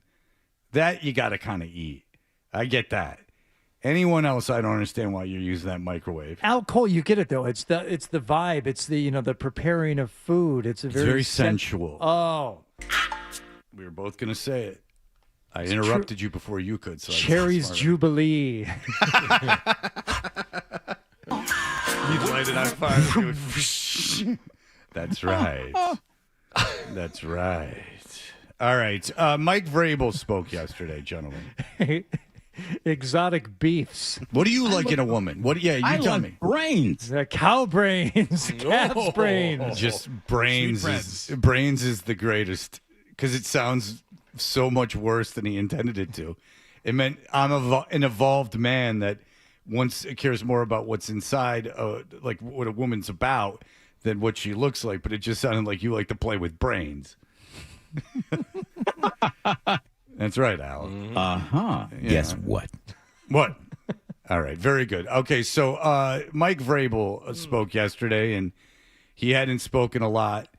He missed that third day of the NFL draft, which, while not a felony, to be dismissed as being no big deal is just not true. It's a very, very big deal, and one could argue, in terms of real-time decisions, a bigger deal than the first round. Certainly, the first round, you're investing more in the player, but I would argue that you've got your ducks in a row there. And even if there's a surprise trade or you're moving up, you've got everything kind of buttoned down in terms of what you're willing to give up, how far you're willing to move up, how far you're going to have to go. Those things are kind of 4th through 7th rounds and undrafted free agents. You're reacting almost completely to the board. Mm-hmm. And you could I just give Shedeur Sanders as an example. There's no way Cleveland went into that draft saying we're taking Shedeur Sanders. And after they took Dylan Gabriel, there's no way they were thinking they were taking Shedeur Sanders. But, the owner comes into the room, the board falls, and you're like, Mm-hmm. And, you start making panic decisions. I mean, guys miss picks. So, it's happened. Well, Minnesota missed a first-round pick one time because they couldn't get it in. But he did speak yesterday. Yeah, and he did speak about not being there on that third day. Your thoughts on day 3 when you weren't there? Oh, that's Bedard. Oh, Your thoughts on day 3 when you weren't there? Whether you regret that? Yeah. I'm willing to talk about this too. Ask me about. I know. I wasn't there. I know. Yeah. I'm a reporter too. That's how he's approaching a lot of these. Ask me about my family. Yes, he had to have gone over this many, many times before the press conference, what he was going to say, how he was going to order. And I'm happy to talk about this. Yes, I know that it's happening. Yes. Your thoughts on day 3 when you weren't there? Whether you regret that, not being there, and Elliot said you were not in contact, but also... No, again, they moved around, they made some trades, and again, this draft was pretty unique. I don't know if it's really been talked about, but they're just the volume of players in the draft wasn't what it normally is. And right, so you didn't need to be there. Yeah, by the way, it has been talked about. It's not a very deep draft, but yet again...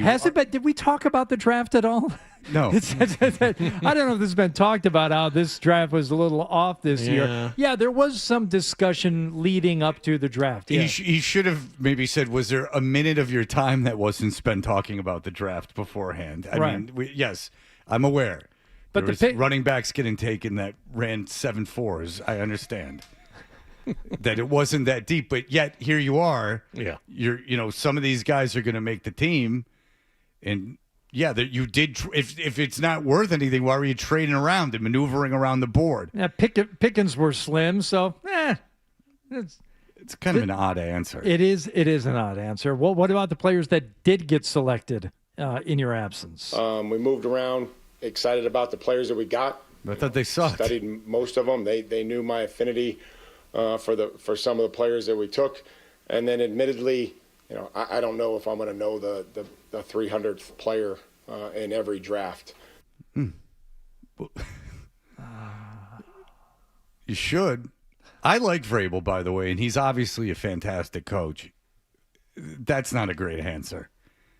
Again, he's kind of doing it again. Like, it's not a big deal. Oh, please, this affair, this is ridiculous. You guys are insane. This is kind of like, oh, big deal, the 300th pick. Well, it's not a big deal, then why do you do it? Yeah, none of these guys are going to impact your team in any way, shape, or form. Often, you'll hear in the baseball draft that guys take, Mike Piazza was like a favor. Guys kind of take players as a joke. In fact, Baltimore let the owner take I read something, let the owner take make a pick. Like they let him make a pick. I understand that it's not, it's not the life or death of your organization, but there's undrafted free agents that go on to be Pro Bowlers. I'm sure there's Hall of Famers that were undrafted free agents. Has to be. Yeah.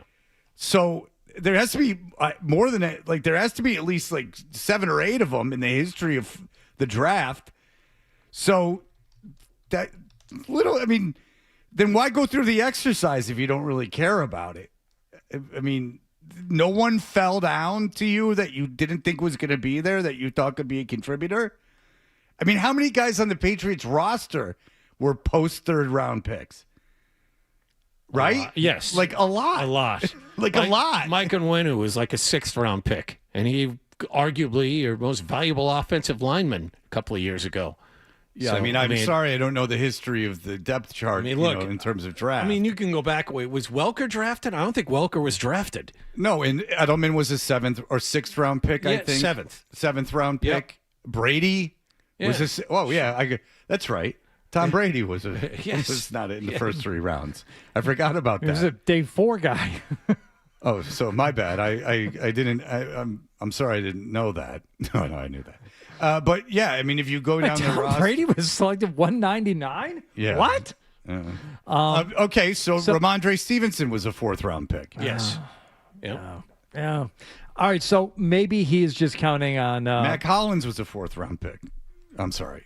I just could do this all day. Yeah, maybe he's focused in on not the players that were drafted, but guys who are already out there and adding a veteran wide receiver, huh? Christian Ellis wasn't drafted. Go ahead. We always, and again, when I say we, that includes Elliott, Ryan, and Stretch, the coaching staff. We want to continue to improve. If you're Stretch, are you upset that they're calling you Stretch? When those opportunities, not by your real name. No. Like stop calling me Stretch. I would only like it. I wouldn't like it if I were short, and it was an ironic nickname. Yeah, I was wondering if he was a little guy. I apologize. Go ahead. We want to continue to improve the roster every opportunity that we get. When those opportunities arise, I don't know. I know that the guys that we have here are working extremely hard. All right. Craig Woodson, 4th round pick. I'm just going to keep doing this. Okay. Oh, what was Spillane? Spillane undrafted. Oh, well, there you have it. No better example than the most valuable player on the defense, Robert Spillane. I don't want to make too much of it, and I am joking around, and I like to kind of make light of this stuff because it's a little ridiculous that we're going through his statements and analyzing them like we know what the hell we're talking about in terms of psychology or whatever's going on in there. I don't. But it does bother me that he's dismissing missing that 3rd day as if it's nothing and then saying, I don't know if I'd be familiar with the 300th pick. Well, and we've talked to a bunch of guys that say we just did this recently with someone. I asked, is it Elliott Wolf or is it Vrabel? And they're like, oh no, it's Vrabel. It's Vrabel's draft. Wow. Like it's what Vrabel wants. So Vrabel's unaware. Then who's making the late round picks? I mean, we just went through the exercise. There's big chunk of your roster was post 3rd round. So those picks don't mean anything. And your hero, Spillane, was undrafted. So that doesn't make any sense. He's doing it again. You'd think you'd learned your lesson. Just be like, yeah, I missed the 3rd day. It was the day that I felt that was, if I was going to miss something, that was what I had to miss, and my family comes first in this situation. Just why are you dismissing it?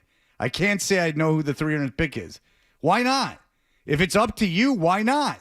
How hard is that? You had to get to know 300 guys out of college. Now, I know you couldn't rattle off their stats and everything, but you didn't take a chunk of the players available and go, these are the guys that we'd want. Yeah, there's a board there. There's a board of preferred players there that you want. Right, and I don't think you could just recite them off the top of your head, but you would be familiar over the months and months and months you had to do that, and that's all you really had to do, that you would know what was going on. Yeah, and look, it's a bit disingenuous of me to talk about the importance in the draft because, You're not a huge nerd like John and I? I'm not a huge draft guy. I don't watch enough college football to really have firm opinion. But I like the draft. I know you do.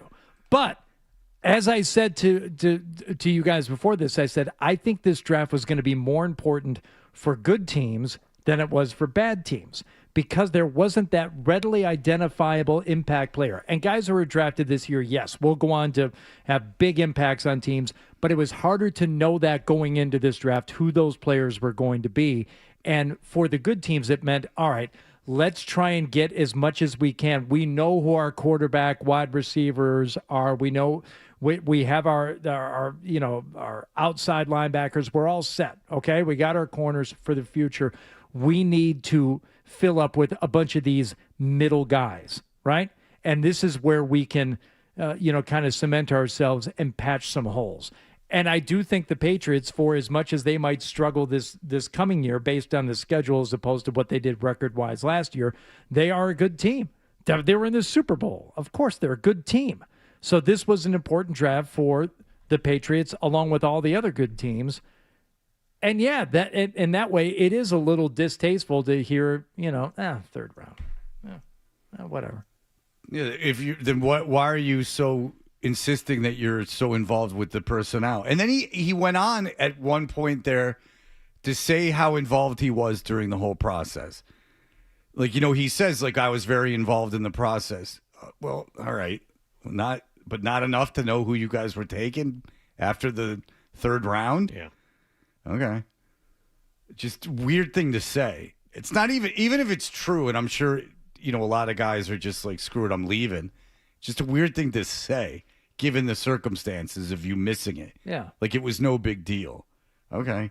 Well, keep it's no coming big back. deal. You keep coming back to the dismissive quality of all of this. That's the first and foremost. That's the thing that you take away from this. And I think he's smart and like kind of funny and obviously a really, really good coach. I just think this is a weak spot for him.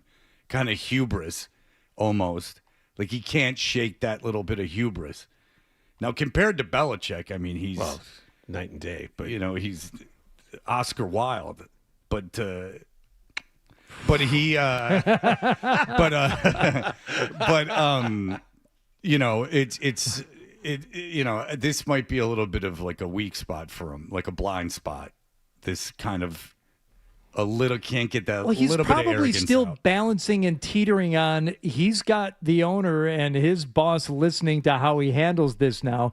And the mantra going in when he had to step away during that weekend and throughout all this is, it'll be fine. It's not a big deal. It'll be fine. It's not a big deal. You're going to have to stick to that narrative if you're going to continue to convince.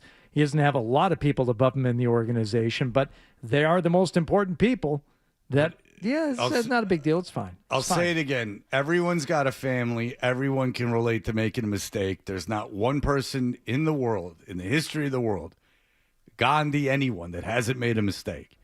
And anyone can forgive that. You didn't do anything unforgivable or anything that affects anyone in any way except for your family. So just, kind of eat it now. And then you should have ate it before, but eat it now.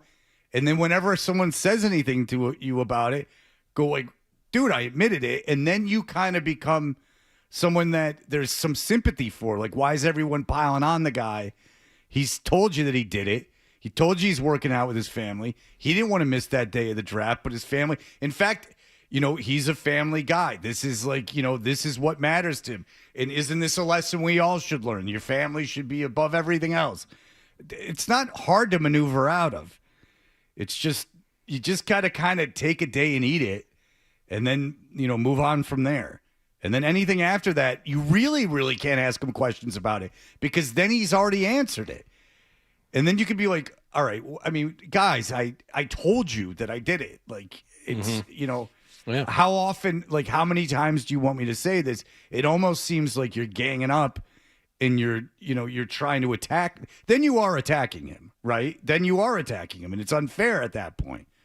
All you got to do is just go, I'm human. Sorry. My bad. Not, I don't owe, he doesn't owe any of us an apology at all. All right. We'll be back in just a moment with the email segment. You're listening to Toucher and Hardy on the Sports Hub.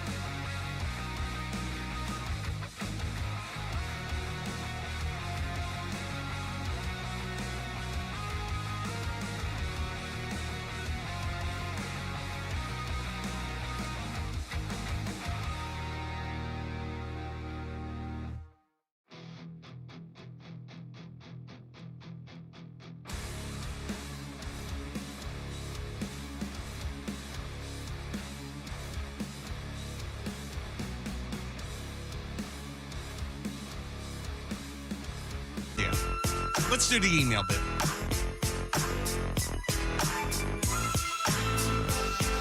There's about to be a big upset in the French Open. John, this could be it right here. Oh no, it's only 2-0. In theory, he has a chance. The men's top seed Yannick Sinner, Hardy, was up 2-0 and 5-1 in the third set, but then cramped up, lost 20 points in a row, and is now down 2 breaks of serve in the fifth set. Ooh. Oh, he's done 1 break. But he was just serving and lost again. No, he was not. He was not serving there. Okay. He's the guy in the white, correct? He's wearing a baseball cap. Well, they're both wearing baseball caps. All right. He was the guy serving in the far court during the last game. That's the guy who's going to win. No, that's Sinner. Oh, that's Sinner. Yes, he's down 2 breaks. He's down 2 breaks. I in the third apologize. I got the two of them mixed up. Mm-hmm. My bad, John. See, in your defense too, Fred, in tennis, the guy who serves, the other guy can hit it back. So if you look up a second too late, you might think that guy is serving, but what he's doing, Fred, it's called returning serve. No. I thought that Yannick Sinner was the other guy. No. Okay. Well, listen, I didn't say I was an expert. That ball go back and forth across that net sometimes 3-4 times before you win a point. This seems like an unnecessary attack based on a very now little... what you're doing is piling on, and it wasn't necessary. Thank you, Jonathan. I appreciate that. Now, you know what? I appreciate the backup, but... I never claimed to know what was going on. I thought that the guy serving was that you might have been mistaken. Absolutely. You jump down his throat, you tell him what's going on, and then you tell him he's wrong. You call him a dumb, deaf bird when he had his headphones on and couldn't hear you. No, you said that. I said dummy. Somebody in here called you a dumb, deaf bird. That was him or you. I'm betting you. But, it was him. Oh, wow. No, it was not. It was not me. Pretty tease. I was trying to talk to you, your headphones on. I go, dummy. And I was trying to make him laugh. And he goes, what? Because he's a dumb, deaf bird. Anyway, the email segment. Did it again. The email segment is powered by Jeffrey Glassman Injury Lawyers. If you've been hurt in a car or work accident, you got to get Glassman. Don't just send an email. Call all sevens at 617-777-7777 or visit GottaGetGlassman.com. I got a couple of emails about Johnny, the right on, courtside seats at the Knicks. Oh, we were talking about 2 courtside seats being sold for $140,000 a piece to Game 3 at Madison Square Garden, and 2 different emails are theorizing that James Dolan, ever the money grubber that he is, are selling those 2 seats to make more money. But can you take... They just depend so much on that list, which they now make public, like before or after every game of the VIPs that are going. Timothy Chalamet, like when he's with the Kardashian, like I know the JB Smoove and is a third row guy. Yeah. And that Tracy Morgan and Tina Fey are front row. Tina Fey sits next to Timothy Chalamet. No, she sits next usually to Tracy Morgan. Oh, okay. Yeah. And so they're on the side and Chalamet's under the basket. It's like a whole thing. Okay.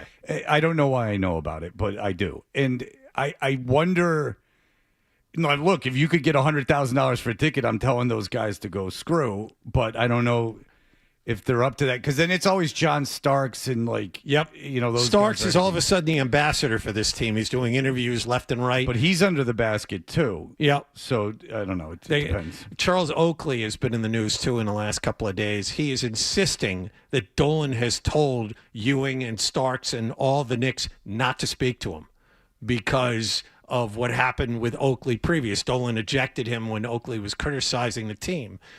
During the game, Dolan had him ejected from the premises.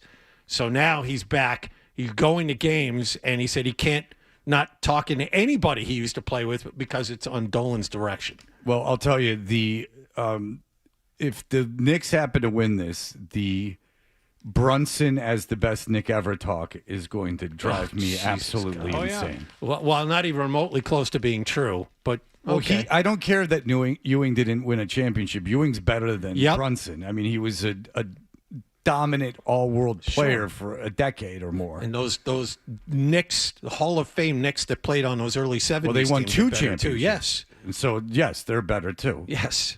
They are. Like Frazier's better Yeah. than Brunson. He won 2 championships, so right there. Yeah. Now, if Brunson wins 4 championships, then you can start talking Right. about Brunson, but not now. It's. I don't care what he did. He could score 40 points a game in these finals and win. It's not because I was not alive when the Knicks were winning championships. Right. Not even alive. And so, but I still recognize that those players played. Yes. And exist. Willis Reed is kind of well known. How can you know? It happened before you were born. Exactly. right. That seems to be an attitude like going on a lot now. And Yeah. it's like, well, That's right. I was very aware of things that happened before I was alive. It's called being a human being. Is there anything more narcissistic than acting like nothing existed before you were born? It's almost like mentally ill that nothing started until I walked the face of the earth. I never felt that way, and I'm a lunatic. And I never, like, it's just such a horrible way to think. It's just, like, you're literally saying you're the center of the universe. Nothing existed or mattered until you existed. And how do you feel that way? It's just insane. Yeah, you are a bit of a conundrum, Fred. You are a self-aware narcissist. I think it's pretty rare. I was just saying, not many of those out there. I wouldn't think so. No. Thanks, buddy. Jeremy says, Wallach baseball quick math. Wallach said he went to 1,000 baseball games. Only 81 home games a year. That'd be 12 years of going to every home game a year. I don't know how many years Wallach worked the games, but 1,000, well, isn't as dumb a response as I initially thought, given how old he is. So Now, Jeremy walking his own take back there I at the end. amended that to 700, but it's a lot. I've been to a lot of Red Sox games in my life. A lot of people saying they're going to be at the Red Sox game as well. Nice. Hello, Fred. I will also be at the Red Sox game today, but with a standing room ticket. If you can give me a heads up of if there are any open seats in your rich people section, I'd appreciate it. I'd bring you a Diet Coke in honor of Mike Francesa. Thank you. Fred, today is a great day for an Instagram photo of you at Fenway Park to throw a little something into the algorithm. Get yourself back into people's algorithm. Get the content up there. Good place to do it. Douglas says, play ball. Freddie, I'll seek you out at the game today and stop by for a greet and a meet. Feel free to buy me a dog and an IPA beverage. I hear you're a generous dude with that money, all that money you earn. That's all you want to do is buy a Fenway Frank. Toodles till this afternoon. Nice. That'd be nice if the thread is like much like people threaten restaurants by going on like online and leaving a bad review. If the thread is unless you buy me a beer and something else, I will tell everyone that you were cruel to me when you met me at the game. Yeah, and I don't need that kind of pub. No, you don't even need that word of mouth. No. Yeah. Go ahead. Someone found a rating for another professor rating for Gary Tanguay. Or maybe this is the one that you saw, Fred, but it does bring up other things in his class. 5 out of 5. Gary comes from a radio background, not teaching. That said, he's an amazing teacher. Class focused on honing your media voice. He's hilarious, gives amazing feedback on any work you show him. His guest speakers truly give you an understanding of the media world. His scene from Knives Out is 10 out of 10. He was good in Knives Out. He was. Signed Milliken's cousin. Obviously, a lot of people excited about the fart doctor that we had on and the idea that we're getting these fart sensors that we can, and we're going to have to figure out how we're going to do this, like how we're going to, what matters more, less farting, more farting. There has to be some, I mean, we're going to get a lot of data back and we got to figure out how we're going to, put that into use. Yeah. So, I mean, that... We're just going to be inundated with data and numbers, and it either has to be a competition or some type of wagering. Maybe we can get on Kalshi. Maybe we can do some take some positions ahead of time. Right, and well, now it's unfair because we can rig it by just eating a bunch of sugar-free gummies, which he said is that's right. Yeah, get the ones from Trader Joe's. Apparently, they're doing a lot of damage. Is the key to farting. William says, in reference to these things that they can put on your underwear to track your farts, man, they put Bluetooth and everything. I think there is a business opportunity with this guy. Coin the technology brown tooth and get Apple on board. Boom. Farts equals money. That is from Slop Bill in your C. belly, then you make hot brown rain. That's right. That's right. All right. Very good. If you want to ever email us at go get our email addresses at 98.5 The Sports Hub. And again, you can follow us and see what the Fart Doctor looked like if you go to Instagram or Twitter at Toucher and Hardy or at Hardy985 or on Instagram at Fred Toucher, where I very well could put a picture of myself up from the game today. So look forward to that. That should be exciting for you. I assumed that the better player was not the nerd in the blue. That's a little surprising to me. That's him. Yeah. Baseball cap. Yep. He looks like a bit of a dork. Number one player in the world. The other guy looks cooler. So that's what I was thinking. I thought Alcaraz was the number one player in the world. No? It's either him or Alcaraz. They've been trading back and forth. They're both 1A and 1B. Okay. All right. We'll be back in just a moment to finish this whole affair up. Sports Hub headlines.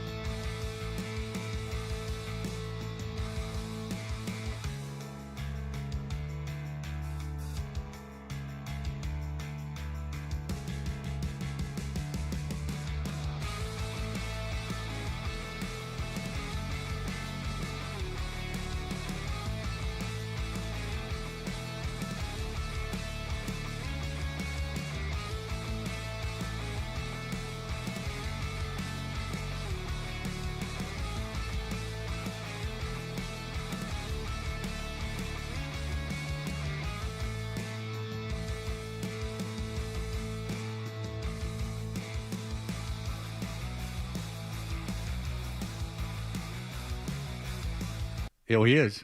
I thought. Oh, He'll be there on June 26th. Oh. Young MC will also be there on June 26th. You'll remember him from his song. He has since dropped off the bill. Oh, yeah. You got to get the full story here, Freddie breaking T. News, breaking news. Oh, I apologize. Young MC with a quote, "I have informed my agents, all caps, that I will not be performing at the Freedom 250 event." Why does he have more than one agent? Shut up, John. The artists were never told about any political. What's the entire busboy team at Applebee's in Oakland. Will the busboys be there? Reprising their role from 48 Hours? Boys are back in town. Yeah. You know, that's not their song, strangely. So Young MC, would anyone have held it against Young MC regardless of political affiliation if he went out and played the Great American State Fair? You'd be like, earn your money, dude, whatever you got to do. How long is the Young MC set, I wonder? Well, now it's no time because he's not playing. Yeah. The Commodores. Yep. Morris Day and the Time, who I would actually enjoy. I'd see that. Dropped out. Yes, Oh, no way. Yes. Oh, I would have seen them.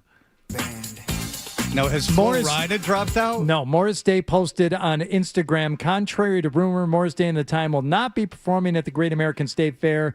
In the caption, Morris Day wrote, "It's a no for me," with the sunglasses emoji. Okay, so now we're left with Martina McBride. Now, is she famous?